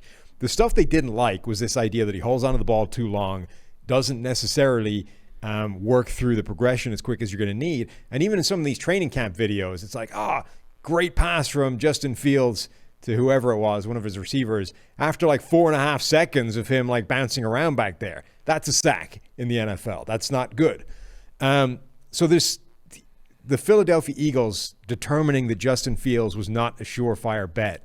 I don't think you can hate them for. And if they determine that, and they determine the same thing about Mac Jones, the guy can't move. We don't like that. Trey Lance, the dude's played for like 2 minutes at the FCS level. We were scared of that. I don't think you can hate Philadelphia coming to the conclusion that the three guys after Trevor Lawrence and Zach Wilson were not sure enough bets that they should pick them and like commit to them as the future quarterback. If they've had an eye on next year and decided that Spencer Rattler or Sam Howell or whoever it is a better option or one that they're more prepared to roll with, I don't think you can hate them for basically punting on this and saying, hey, look, we're pivoting to next year. We're also not going to rule out the possibility that Jalen Hurts is a better quarterback than everybody thinks he is. But that's worth the gamble. But they punted in part because they hurt Carson Wentz's feelings, and they didn't want to hurt someone else's feelings. That's a big part of why the Eagles... Did they? You think that they punted because they didn't want to hurt Jalen Hurts? I think they were just coming off this situation that you always talk about, like, you can't have two quarterbacks. I don't think that had anything to do with it. I mean, that's what they came out. The reports were that they really liked Zach Wilson, and when it became clear that they didn't really have a shot at Zach Wilson, they were out on this year's class. So effectively, we were talking about this as a 5 quarterback strong class. They said 2. Right. They said it's 2. And I think you have to acknowledge that like every individual team is going to have a different number. They're not going to view these guys the same. So for Philadelphia said this class is too strong in terms of franchise quarterbacks. If we can get a Trevor Lawrence or a Zach Wilson, we're in, and we'll make that happen. If those guys are gone, we don't believe in Justin Fields enough to make that the pick. And I don't think you can crap on them for that. I think that's a justifiable approach to finding your next quarterback, is saying we just don't buy these guys enough. We're going to look at next year. Don't just draft every quarterback. Right. It's not there's a degree to which if you have no possible answer at quarterback, like if you're rolling into next year, I need give me another Brody Croyle, because that's the one I always end up with. Give me a version of Brody Croyle. Just any third round. Any disastrous low round quarterback that ended up starting for a couple of games and was never going to pan out. Ryan Mallett. Okay, if you're rolling into 2021 and like Ryan Mallett is the answer, maybe you should have drafted a quarterback in the first round, because there's no scenario. But there's a chance with Jalen Hurts. But there's at least a reason to say Jalen Hurts might be that guy. But from my perspective, we have to move on. We have to move on. But from my perspective, Jalen Hurts, even though I said I didn't hate the pick in the second round, I still probably wouldn't have taken him until the third. Right. So in my head, he is that third round quarterback that I just don't know about. But there's at least a chance that was never there. That was never there with Mallett or Croyle or whoever it is, right? And whilst you're doing that, whilst you're giving him that small chance to prove it, you've got 2 first round picks, an extra high second. You're loaded up for next year. So I don't hate their approach to doing this. It's just not going to pay dividends in 2021. All right, let's go to the New York Giants here. We have 3 more teams to get through here, Sam. Yeah. Don't lose it. Don't lose it here. Quick and efficient and with great information. So this is not the time for Joe Judge. We're not going to talk about Joe Judge. We're not going to talk about stupid fights during training camp and everybody retiring on him. Like, is everybody? Not everybody. Just one guy took a look at this and said, "I'm out." Joe Looney. Yeah, he's out. Joe Looney doesn't want to do push-ups. Little offensive line depth is gone for the Giants. Pivotal year for Daniel Jones. I am amazed that you have completely flipped the script. 1 year of a 78 grade for Daniel Jones, even though the 2-year grade is like, pretty. The 2-year grade for Daniel Jones is meh, and you're just all in on Daniel Jones. It's a pivotal year for him. I think the Giants have done an excellent job of getting playmakers around him. If Kenny Golladay could stay healthy, offensive line remains the biggest question mark. They're our 32nd ranked offensive line in our preseason rankings. Yeah, it's not good, Bob. I can see where it could be good. I can visualize it. Really? Yep. In the same way that the Jets line last year could have been good?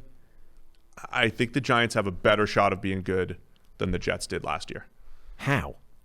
I think Andrew Thomas, the starting left tackle, is better than he showed as a rookie. Yes, I think that's he'll the get one better. I'll give you. Where are you getting the other 4 Nate starters Solder, from? despite what you say, is not bad.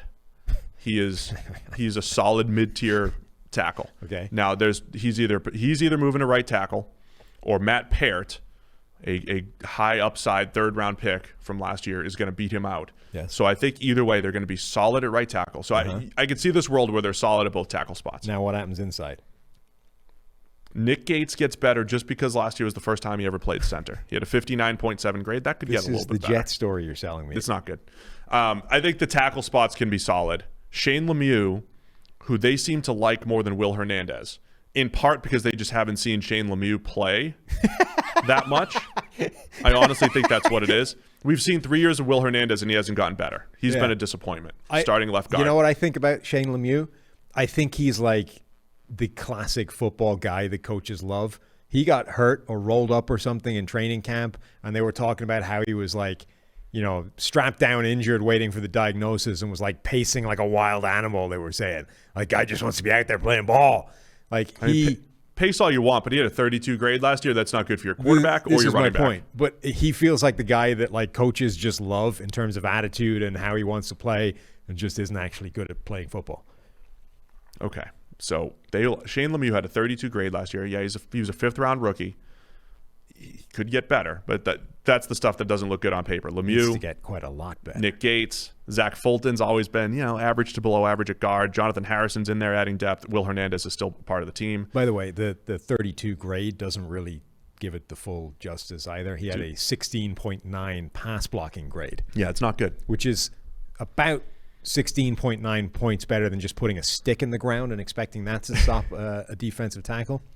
What I do like, though, is the basketball team that they've built for playmakers. Kenny Galladay, downfield threat, one of the best contested catch guys in the NFL. Darius Slayton has been a good downfield threat himself.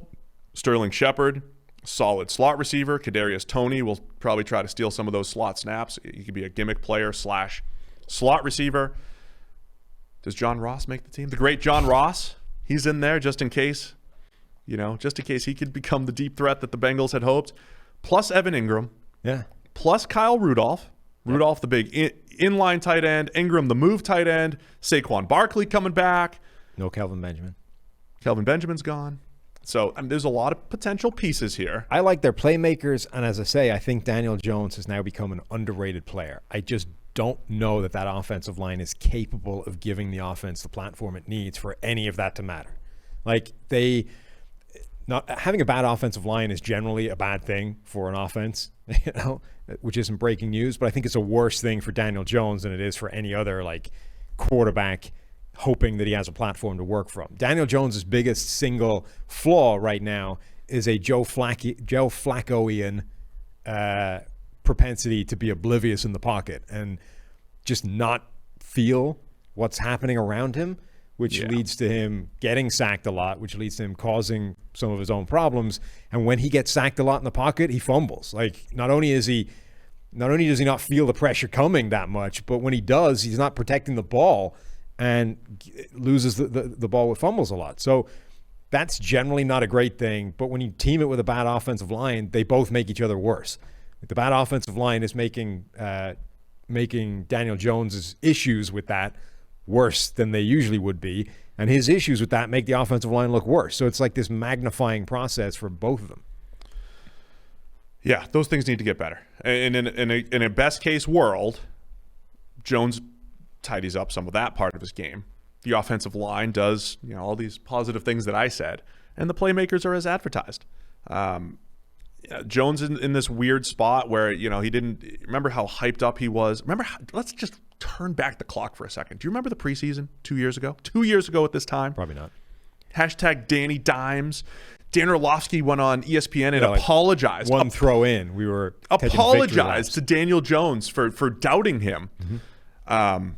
And maybe, I don't know, Daniel Jones has proven to be a solid starter. He's still a bottom half of the league starter right now because there's a lot of solid starters. I'm not coming off my Nick Foles comparison, where if there'll be some runs where Daniel Jones might look really good. There'll be some other runs where he looks pretty bad. I think we've seen that to this point. But I think the Giants need to see more than that to commit to him beyond this season. So it's a big pivotal year for Jones, but it's a lot like the Tua stuff, right? Him and Tua are very similar. where they built this good group of playmakers, but if the O-line's not good again, you might still not get a really true representation of what those guys can do if they're under pressure 40% of the time. Yeah. Or just dealing with quick pressure. I genuinely just don't think that this offensive line is good enough for us to get a fair reflection of what Daniel Jones can be after this season. I kind of feel sorry for him because of it. I like the direction he's headed in, which for me is, reversing my stance on him as a draft prospect. I think he's a better player than I thought he could be, but I just don't know that he's going to have a fair opportunity to show it. And I was sort of saying to Austin Gale yesterday that I would be all on board being like Daniel Jones' second team, the Daniel Jones reclamation project. Didn't want any part of the Sam Darnold reclamation project, but I'm all for Daniel Jones. If he has not a great season this year because the offensive line is garbage and the Giants choose to press the reset button and move again, like if I'm a team that doesn't have a quarterback next year, I'd be absolutely for seeing if we can get something out of Daniel Jones. What about defensively for the Giants here? Feisty defense last year. Yeah. I'm going to stick with the feisty defense. I think their defense is decent. They're another team, right? Look at the secondary. You guys have trained me up, forecast guys, R&D folks. You have trained me up to look at the team from back to front, right? I've been trained up to look at the secondary first. And when I do that for the Giants, and I see them bringing in Adoree Jackson, James Bradbury coming off a career year last year, he was excellent in a new scheme where he didn't have to go cover Mike Evans and Julio Jones every week. James Bradbury was good. Jabril Peppers back there at strong safety. Logan Ryan moving to free safety over these last couple of years as he ages, but he's a solid player. They drafted Xavier McKinney a couple of years ago as this hybrid corner safety that you could play the slot. Draft Aaron Robinson, who might be able to play the slot. Julian Love's another hybrid player. I like a lot of what they've done in the secondary in New York. I think their secondary is good. I think their defensive front is strong. Obviously, they loaded up on those big run-stuffing specialists, but Leonard Williams can get pressure inside, albeit maybe not as much as you would want to see. Blake Martinez is a good linebacker. There's some other questions. The big issue is, where has the pass rush been over the past couple of seasons? They are going to hope that Azeez Ojulari will solve that. Like one of the most, I would imagine he has the potential to get one of the highest volumes of pressure from a rookie, essentially, the way he's sort of built, which is very good speed, athleticism, and technician. Maybe doesn't have the strength and the power to be able to be an every down player, but they don't need that right now. They just need a guy that can actually pressure the quarterback. If he can bring that to this defense, there's a lot to work with there. Yeah, like you mentioned, they built their defensive line kind of the opposite of the way the Bills did. Where you talked about the Bills with undersized Ed Oliver and all that stuff. The Giants have built their defensive line like the old school 3-4. Big Leonard Williams, huge Dexter Lawrence, huge Danny Shelton comes in. I don't love that generally as a strategy, just in today's NFL. But I do think there is value in not getting run over if you do play in that light box, right? The opposite of what we said with Buffalo. If you can play the run with fewer players in the box, if you can trust Leonard Williams and Dexter Lawrence to just beat single teams and double teams and take pressure off your linebackers and not get gashed against the run, there is value in today's NFL. That is what they've done. But this is a lot like the Jets across town. They haven't had a good pass rusher, legitimate pass rusher in years. And the potential starters, Lorenzo Carter, Ifedi Odenigbo, O'Shane Zimenez, Azeez Ojulari, draft Ellerson Smith. It is a whole bunch of potential options there, and it could be Ojulari. He had a great year in the SEC last year. The good news for them is there's a really low bar. The highest pressures anybody got from an edge rusher perspective for the team last year was 19 from Kyler Fackrell. So they had Marcus Golden a couple years ago, who it took him 500 rushes to get his at least he got his pressures. Like nobody had him last year. So like if, as I say, Ojulari doesn't even need to be an every down presence or like a dominant pass rusher. If the dude can get more than 19 in the season, he's an upgrade over last year. Yeah, the defense played pretty well last year, considering the actual talent did not look all that great. They were 11th in EPA per play allowed defensively. And if you looked at that team, you'd say, not really. Don't look like a team that would do that. And they were third as far as run defense grade goes. So that's if they remain solid there, improve on the back end, which they look like they've done, Giants could be pretty good defensively. Yeah. So what are we predicting this year? I'm fascinated to see Jones, to see the offensive line. Their entire season is going to come down there, right? We're going to be here a year from now saying the Giants are in the QB market, or Daniel Jones showed enough. Let's head to year 4. I actually think we're going to be here not knowing, because it'll be, well, it depends how you look at it. I think we're going to come out of this year and the Giants are not going to know if Daniel Jones is the starter or not, because he hasn't had the chance with that offensive line. So you can look at that and say it's essentially the Sam Darnold argument again, only I think his baseline will be higher.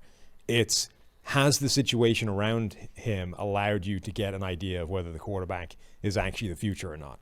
So they're going to be in a situation, albeit I think with more wins, as the Jets were in, which is you could convince yourself that what we need to do is to dump everything around Darnold and continue to build around him, right? He still is the guy.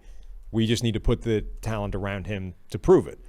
Or you can say what the Jets did, which is, yeah, but how certain are you of that? Because we have this shot at Zach Wilson right now, and that's probably a better bet.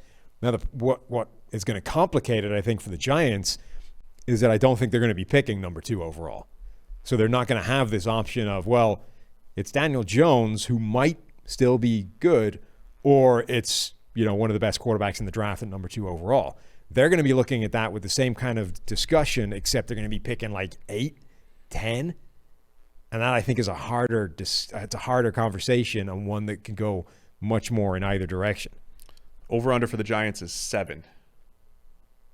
So DraftKings, Vegas, the folks, not the team.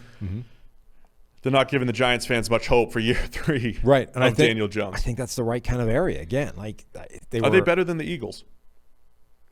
I think they're better than the Eagles. Unless, look, I ranked the line 32nd. Yeah. Despite my positive spin on what could happen and expecting some improvement in key areas. Is how bad it is. Yeah. Despite. But if they get a little bit better, I think this is a better Giants team than Eagles team. They have a better quarterback. Let's say the receiving options probably better, but it's close. They have a much worse offensive line. Some would say Jalen Hurts was the best quarterback in the NFC East last year. Some were wrong. The defense could go. It's probably better than Philadelphia's at this point. I think they're very similar. I think Daniel Jones is better. 7 wins, though, is a lot for a team that has an offensive line that terrible. Saquon, man. Saquon's not going to overcome that offensive line. That's the thing with Saquon. He's not an O-line overcomer, but if you give him the line, which is another thing, you're going to be coming out of this season in all big plays. We're going to be coming out of next season. It's like, oh well, Saquon wasn't the same guy after the knee injury. Like we're going to be Todd Gurleying Saquon Barkley and writing off Daniel Jones, all because the offensive line was horrendous. I'm going to go under the 7. Yep, under the 7 for the Giants. I'm sorry. All right, 2 more teams. Dallas Cowboys are next. They're gonna bounce back this year, man. Yeah. Are they the favorites in the NFC East? I don't know. Are they? What does your DraftKings say? Well, I got to get to the other 2 teams. Let's see. The Cowboys, they got them over under 9, and then Washington is over under 8.5. So it goes Cowboys, Cowboys, football team, Giants, Eagles per DraftKings. We have been restored to the status quo of preseason, which is assuming that Dallas is a contender and they're going to go to the Super Bowl, and this is the year. This is the year, man. Right. And that last year, obviously, that was taken away because Dak Prescott got hurt. Now he's back, so we're rolling to the Super Bowl again. And look, the offense in Dallas could be special. There's a lot of talent in that group. And the offensive line, it's a bigger question mark now than it's been for most of the past several years, but it still should be pretty good. At which point, everything's I feel pretty there. good if they're healthy. The difference with what ifs, it's with the Jets line and all these other things that we've said before. The Giants line, I just said, the what ifs are like, what if this guy's actually good instead of bad?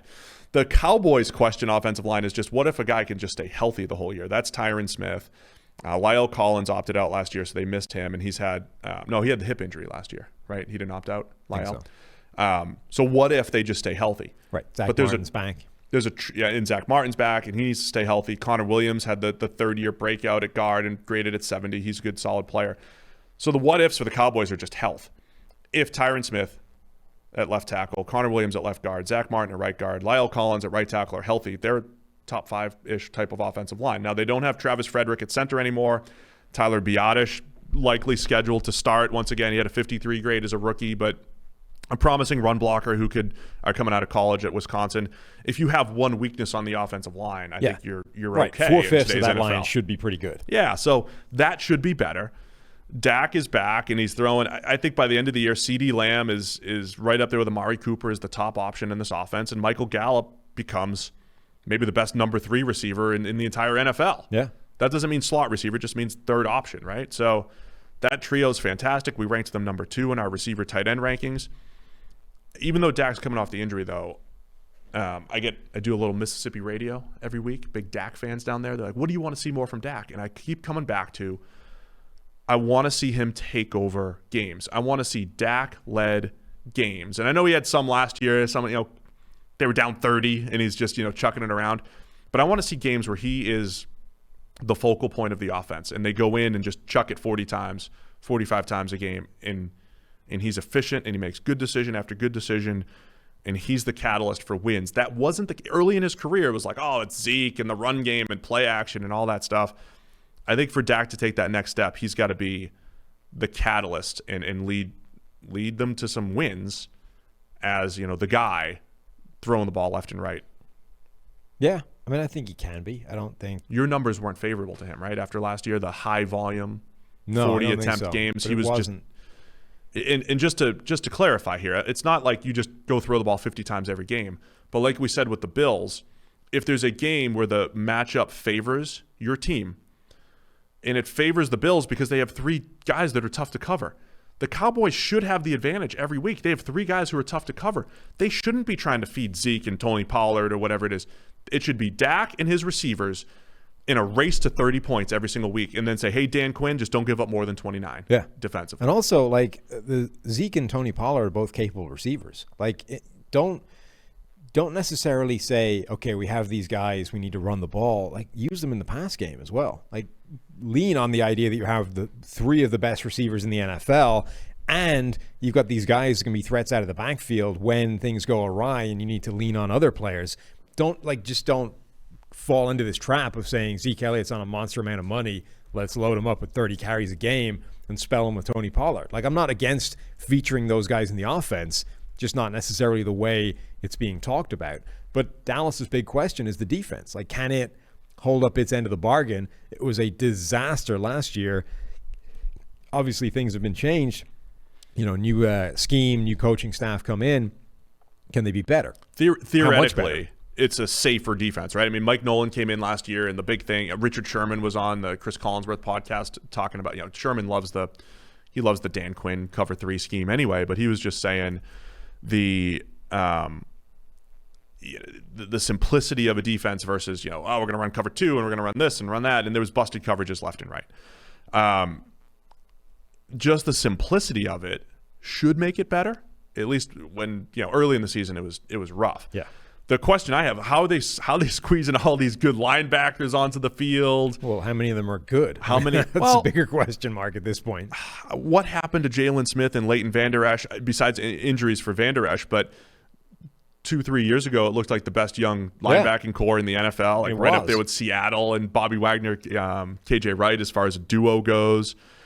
So there are a lot of questions, but I think they'll be better, right? I think they'll be better than what we saw the first half of last year. It got a little better as the season went on, but the first half was horrible while the offense was tearing it up when Dak was healthy. Yeah, it has to be better than last year. The question is how much better, and can it be enough to help the offense out? I think that offense will genuinely be one of the best units in the NFL. I'm pretty sure I ranked them as a tier 1 unit when I was ranking the offenses.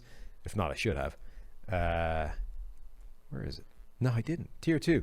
So anyway, I think they're capable of being a tier 1 offense. The question is, every one of those tier 1 offenses needs a defense to at least be okay. Otherwise, you're not a good enough overall unit as a team to beat the best teams in the NFL, which is what you're going to need to do if you roll into the playoffs. So Kansas City's defense got good enough for the Chiefs to be Super Bowl winners as opposed to just Super Bowl contenders. Dallas's defense needs to be able to prove it can do that. And they've made some adjustments in terms of coaching and scheme. They've made some adjustments in terms of playing personnel. But is it enough? Like, their defensive tackles still look like a pretty significant weakness, and they were getting annihilated at times last year, like just blown off the line of scrimmage to the point where, you know, running actually becomes definitely the thing you should do. Interesting breakdown on the Dallas defense last year, because I want to talk about those tackles. 24th in EPA per play allowed, not good. 28th in overall run defense grade, right? But run defense grade was 26th. Coverage grade was 27th. So those are all bad. But their pass rush, Dallas's pass rush was still 10th. So it is one of those, hey, just rush the passer, that'll protect your secondary. It was not the case for Dallas. And the weakness at defensive tackle, much like the Giants haven't had pass rushers for a while, the Jets haven't had pass. The Cowboys have been so weak on the defensive interior for a while. And rolling into this year, your boy Tristan Hill was bad last year. Neville Gallimore was all over the place as a rookie. They bring in Carlos Watkins and Brent Erb. It's just not looking good. Now, they tried to address it in the draft. Osa Odigizua and Quentin Bohannon, who's a monster nose tackle. But they're two, mid and late round rookies. I don't know how much they're going to depend on those guys. But that is definitely something to watch. Again, you don't need to be dominant on the defensive interior, but you don't want to have a major weakness. Yeah. And that's what Dallas has had these last few years. Right. So I'm just generally interested in how this group is going to come together and how much better it can be than a year ago. The most interesting question on the defense is either those defensive tackles or how they fit 5 linebackers on the field. So now there's talk about Micah Parsons being a pure edge. Yeah. Right? I mean, so they have DeMarcus Lawrence, who is very, very good. He has turned into one of the most dependable, regardless of his sack total.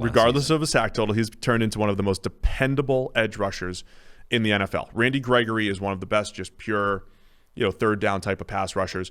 But they want Micah Parsons in there too. Now, Parsons, again, just there's a difference between blitzing and rushing the passer. Blitzing is, you're going to be lined up on a backer, or you could have a free run at the quarterback.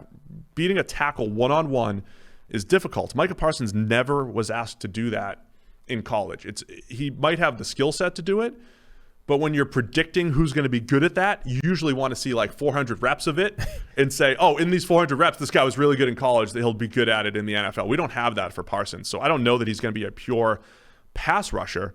But if you're talking to DeMarcus Lawrence and Randy Gregory off the edge and Micah Parsons moving around and getting him on running backs and stuff like that, that could be a nice little pass rush package. Yeah. I mean, I'm just curious as to how they fit this whole group together. They just got so many linebackers now. Jalen Smith, Leighton Van Der Esch, Micah Parsons, Jabril Cox. They Neal also signed to play safety. They signed Neal, to play linebacker, rather. They signed a safety to play linebacker, and they have 5 legitimate guys who could play there. Yeah. So how does that fit together, or are you just comfortable with the depth that gives you? But remember, you're not dealing with a 3 linebacker league anymore. It's a 2 linebacker league. Most teams are not having 3 guys on the field for any extensive period of time. We also have the secondary. Malik Hooker comes in, maybe in a scheme that's much better fit for his skill set. Now he's played injured, he's had a lot of injuries and all that stuff, but as a pure free safety, that's what he looked like he could be at Ohio State, a pure single high free safety. I think he's better with his, judging the ball down the field than he is, from 2 high looks. Kelvin Joseph they draft to play corner. Remember, they missed out on Patrick Surtain and J.C. Horn. I think that was a big loss for the Cowboys. And then Trayvon Diggs in year 2 could be a better fit in Quinn's scheme. So, yeah, I mean, the secondary I think will be solid. I think we saw enough from Trayvon Diggs late in the season to say he will actually be a reasonable corner. And I think there's talent there to be capable, but a huge amount of it is the scheme getting better. Again, those guys, their lives get made a lot easier by not being in the scheme they were in last year. This is what could really screw them over again, though. Yeah, the scheme will help, but if the secondary is – Kelvin Joseph had a 70 grade in the SEC last year at Kentucky. He is an incredible athlete, kind of a boomer-bust player. Trayvon Diggs has been proven to be a boomer-bust player. Yeah. That might be what we see in the secondary for the Cowboys. Is some games it looks good, some games it doesn't, which turns it back to the offense. I think a pass-heavy, Dak-led offense. And let me just make this comparison, right? Remember early career, Tom Brady, Ben Roethlisberger, Russell Wilson. They were all guys who they won a lot of games. They were probably in more game managery type of roles, but they all played good, efficient football. And then there was a point in their careers where they took over, right? Tom Brady took over his team. Big Ben took over the Steelers. Russell Wilson took over. And they became the guy, not just, hey, he's a game manager. Does Dak have him in? Does Dak have that in him? Because it's kind of a similar start to their careers, right? Other than, all those other guys won Super Bowls, sure. But Dak has won a lot of football games, as if you attach that to the quarterback. They've won a lot. He's played good, solid football. He's been considered more of a complementary piece rather than the guy. Is it time for him to be the guy? And do you like that comparison of those other three types? Yeah, I think we started to see that last year. They had turned the keys over to Dak, and it was no longer this offense that people thought Dak Prescott needed to run, which is, a little bit more of those sort of protected, sheltered type of role. There's always the debate with Russell Wilson, with Dak Prescott, with some of these quarterbacks that you can't let him go out there and be Patrick Mahomes, right? Which is, this is your offense. We go as you go. You're going to pass the ball as many times as it needs for us to win this game. There's always been the idea that, like, the Dak Prescotts of the world, the Russell Wilsons, they just need to be protected and sheltered a little bit more than that. You can't really rely on them to do that. And it's not entirely illogical. Like, you can't rely on most quarterbacks to do that. It's why Patrick Mahomes is a freak, like a complete rarity and a unique talent, because he's capable of doing that. It just doesn't matter. Most quarterbacks aren't, but we started to see, I think last year in particular, that Dallas was prepared to drop that as a concept and to say, you know what, Dak Prescott, he's been the guy since he came in here. Maybe we lean into that and just say, screw it.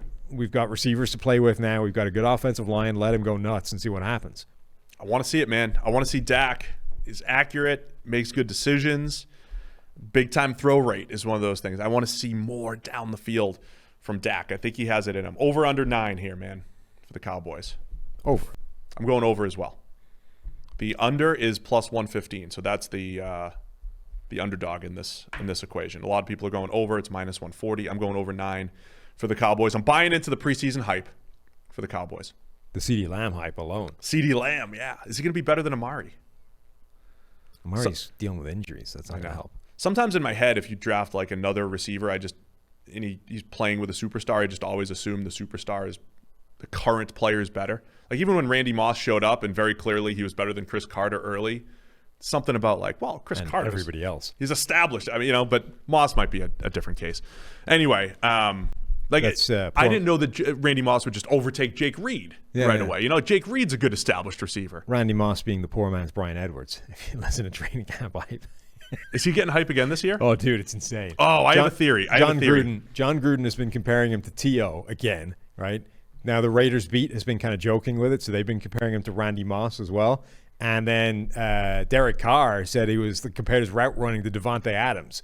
So right now, Brian Edwards is a hybrid of T.O., Randy Moss, and Devontae Adams. Drop a Don Hudson comp in there. Yeah. I'm no expert, but if he ends up being some sort of combination of those three, he'll be pretty good this year. I have a theory that camp hype, it's kind of like team hype and all that stuff. It shows up a year later. Because last year, Edwards was getting crazy camp hype, and I was buying into it.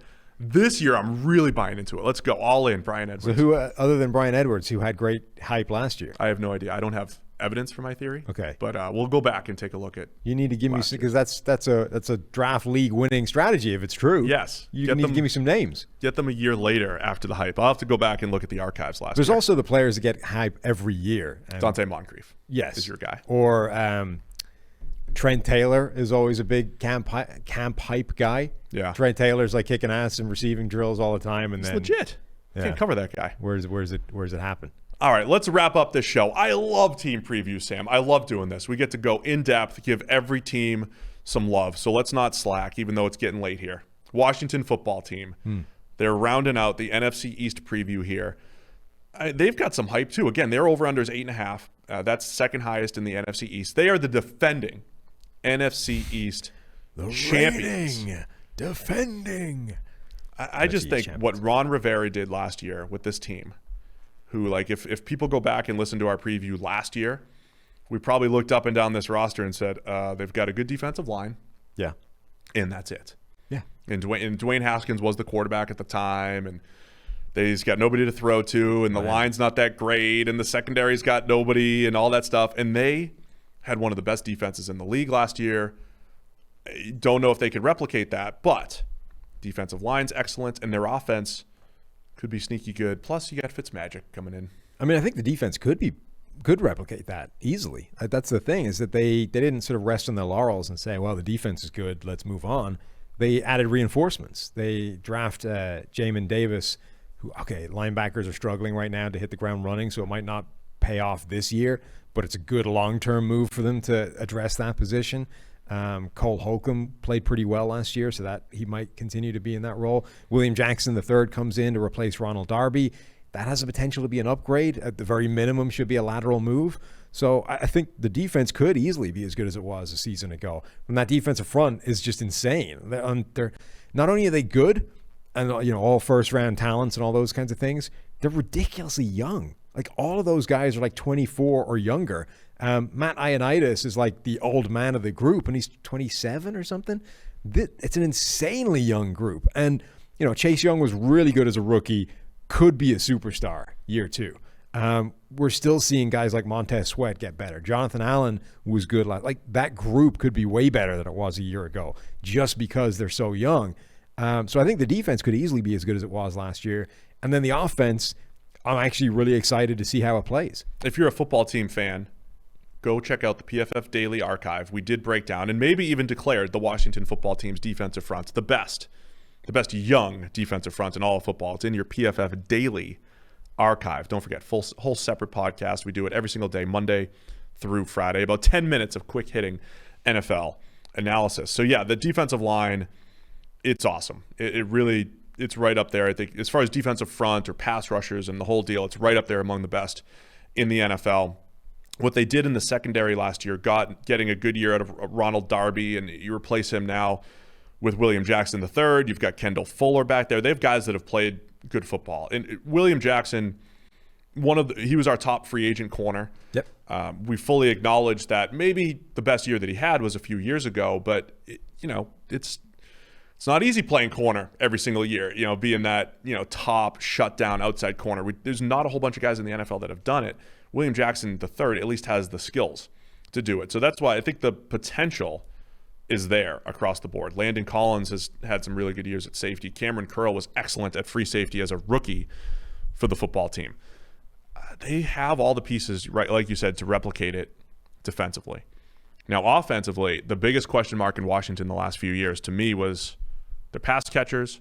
It was Terry McLaurin. They great pick with Terry McLaurin a couple years ago. Yeah. But he had no friends. Now, does he have friends now? He's got friends. I haven't scientifically proven this theory. It's all right. Throw it out numbers. But their defense appears to have collected the largest number of mid-round my guys of any team I've seen so far.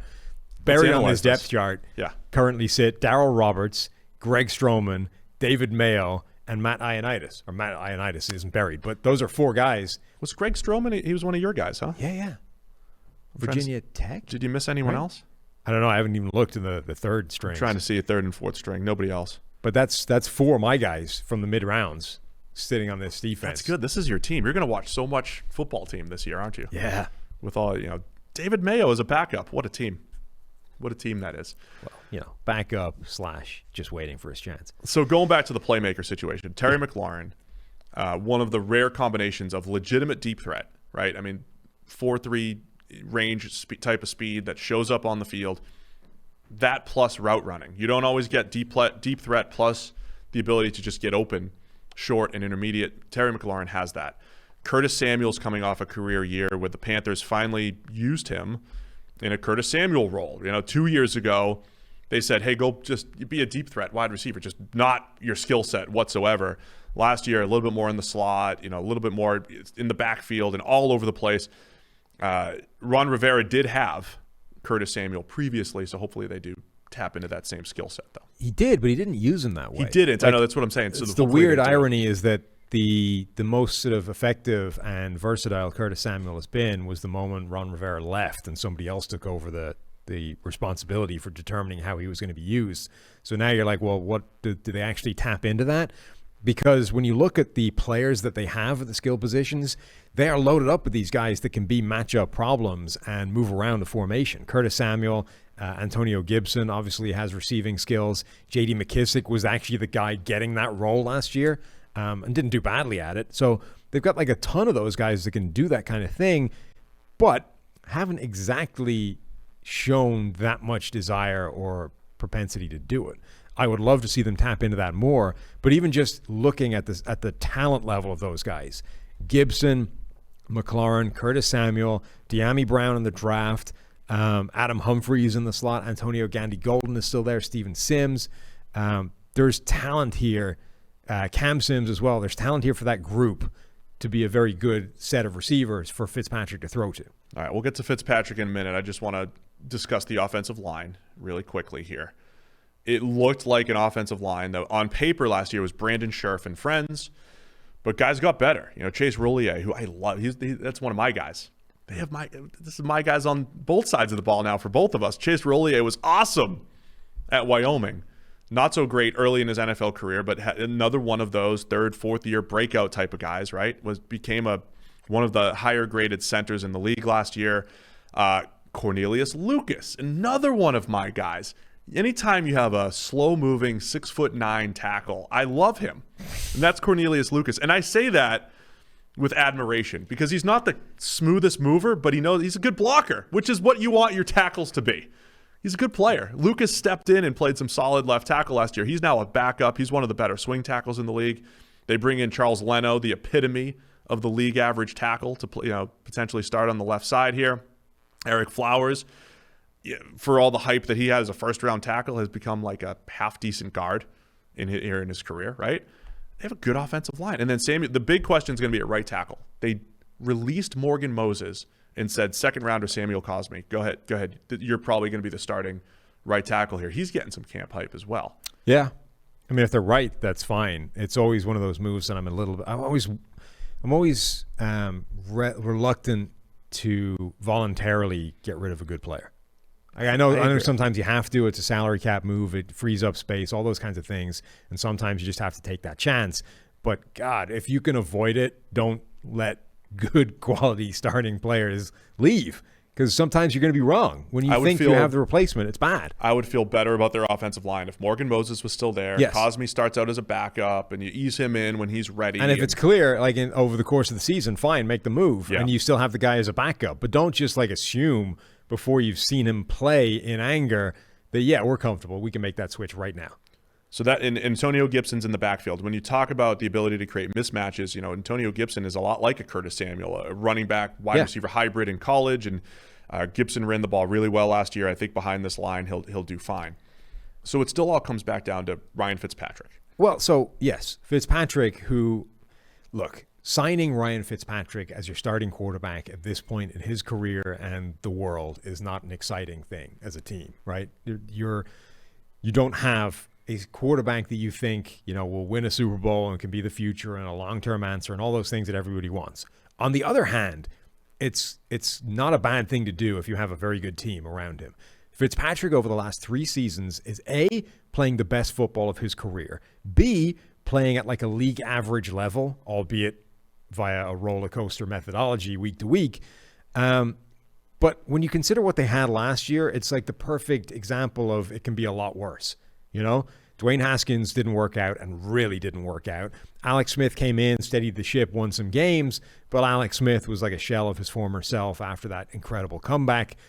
Didn't play particularly well in winning those games. Fitzpatrick is a big step forward over both those guys and should give them enough ability at that position to win games. There's also the small matter of, hey, Taylor Heineke is still on this roster. And that dude had the best game of anybody in the playoffs last year against the ultimate Super Bowl champions. Against the Bucs, Heineke was just spectacular. Right. He had 7 big-time throws, I think it was. He ran for a touchdown. Big-time run. Big-time run. He had big-time everything, right. Heineke. We'll see what Heineke ends up doing, but that was exciting. He was incredible. And look, if I was a betting man, I would bet money on him playing at some point this year. Yeah, and he could. He definitely could. I mean, the thing with Fitz, though, as the starter, it's it's only a matter of time before you get fed up with a couple of bad games and you throw in Heineke. Yeah, so maybe Heineke, I just don't know. Heineke was good in college. Old Dominion, he was good in college. A good grade in college and all that stuff. He was good when we saw him play last year. There was something to, like, even when the Dolphins brought in Josh Rosen and all that stuff, and it's like, oh, you have to see if Josh Rosen's the future. Fitz was still the guy. There's this comfort level with the vet. Even though Fitz is all over the place sometimes with his decision-making, he tried to throw the ball through KJ Wright one time last year, through him. Not great. And he's got a high school arm, Fitz. But there's something intriguing about Fitz and his high school level arm. Heineke's being also aggressive with this group of playmakers and just giving these guys opportunities. Great fit. I love the fit of Fitzpatrick within this offense, and I think it's the move you make if you don't really have a shot at a clear and obvious upgrade. Again, it's like Philadelphia was presented with that dilemma, essentially chose to punt on this year and give a shot to Jalen Hurts. Washington had a similar dilemma, not as well positioned, so it was even easier for them. And they decided that we don't really have a great answer. Let's bring in Fitzpatrick and let's just play it year by year. Like, we have a good team. We're capable of winning right now. Fitzpatrick is good enough that we can win. Let's get him for this year and figure out next year. And let's just do this season by season until we do have a clear shot at somebody. But Fitzpatrick, as much as he will give you league average play over a season, it will come via a couple of spectacular games, a couple of disastrous games, that kind of run. And if he has 2 or 3 of those in a row, he's, whatever he is, late into his 30s, noodle arm, doesn't, there's a lot of reasons to not love Fitzpatrick. So I would imagine at some point there will be a run of those games and they will throw in Taylor Heineke, who, he's over 30 at this point. He hasn't had this career where he's proven much. But there's a lot of things saying that he could be an option, right? As you say, good college grades, spectacular last year in the playoffs against the Super Bowl champions, and he's graded well in 3 out of the 4 preseasons he's had in the NFL. So none of this is like proof that he'll be good, right? But it all says that, hey, he's worth a look. And just, I want to go back to Fitzpatrick's game grades because the reason why you don't want to overrate 190-plus grade in the playoffs, like Fitz last year, week to week, 52 in week 1. That's not good. 71, that's right in the middle. Then 91, that's elite. Yep. Then 53. Then 84. Right, then 50, 55, so he's back to being bad again. 62. And then his last game was at the Raiders when he comes off the bench, has an 82 grade. There's only 13 dropbacks. But he has one of the best, most ridiculous throws of the entire season to keep the Dolphins' playoff hopes alive and win the game against the Raiders. Like, that's the nature of the Fitz coaster. I don't remember what the numbers were, but over the last couple of years, he has one of the highest numbers of 90-plus grades of any quarterback in the NFL. And remember, he's been benched in like every one of those years. Let's do it. 2018, his first 2 weeks, it was one of the best starts in NFL history. Yeah. 96 and 95. And he had 8 touchdowns, 1 pick. He had over 400 yards in each game. He had 400 yards the next week, and then it didn't really matter because it was an average grade, and then he had a 40 grade. So we had 96s and 95s and then a 40 grade in week 4. So, yeah, there's some volatility there. Right. But here's what I'll say, too. I want to wrap it up with this. Ron Rivera has a history of doing a really good job of getting the most out of his teams. It doesn't mean that the Panthers, when he was there, were always great, but they always played a little bit above, I think, where their roster was. Even when they were 15-1, that wasn't a 15-1 level roster, but they were 15-1. And this roster's good. Yeah, and this is a good, solid roster that Washington has, and I think Ron Rivera gets the most out of them. Yeah, and again, I've mentioned this a lot of times, but Ron Rivera last year was battling cancer. I don't know what effect that had. I have no idea how to quantify that. But again, there's no way you can tell me that wasn't a negative for the team overall in terms of like how it affected his ability to manage, to go, to game plan, to all these things. There's no way Ron Rivera was operating at 100% last year. I mean, he says he's immunocompromised right now, but he's not actively battling cancer anymore on a weekly basis. That has to help what he's capable of doing to help the team from exactly the standpoint you're talking about, from making the most out of the talent that he has. Over under 8.5 for the football team. Over. Let's go over. I'm buying in. So you think Dallas wins? Who wins the NFC East? I think Washington win the NFC East. All right, I'll predict Dallas to win the NFC East. Your AFC East prediction, because I don't think we officially had one. Buffalo. But if you said over Buffalo, then it's probably Buffalo. Yeah, I'll take the Bills as well. the AFC East. All right. I think it was a great show. I think it's great. Well, that's all that matters. Yeah, it's fantastic. We'll have a little bit of news and notes at the top of each show. We'll quickly fly through each team 30 minutes at a time. Well, and also next week we'll have the Lions review show to see if your predictions were correct. If the Lions managed to beat South Africa or not. The rugby Lions. Yeah. Oh, I can't wait. The British and Irish Lions, as they're called, Steve. Oh, sorry. Appreciate it. Of course I know that. Anyway, thanks to everybody for tuning in. It was our AFC NFC East preview show. We're going to be going division by division.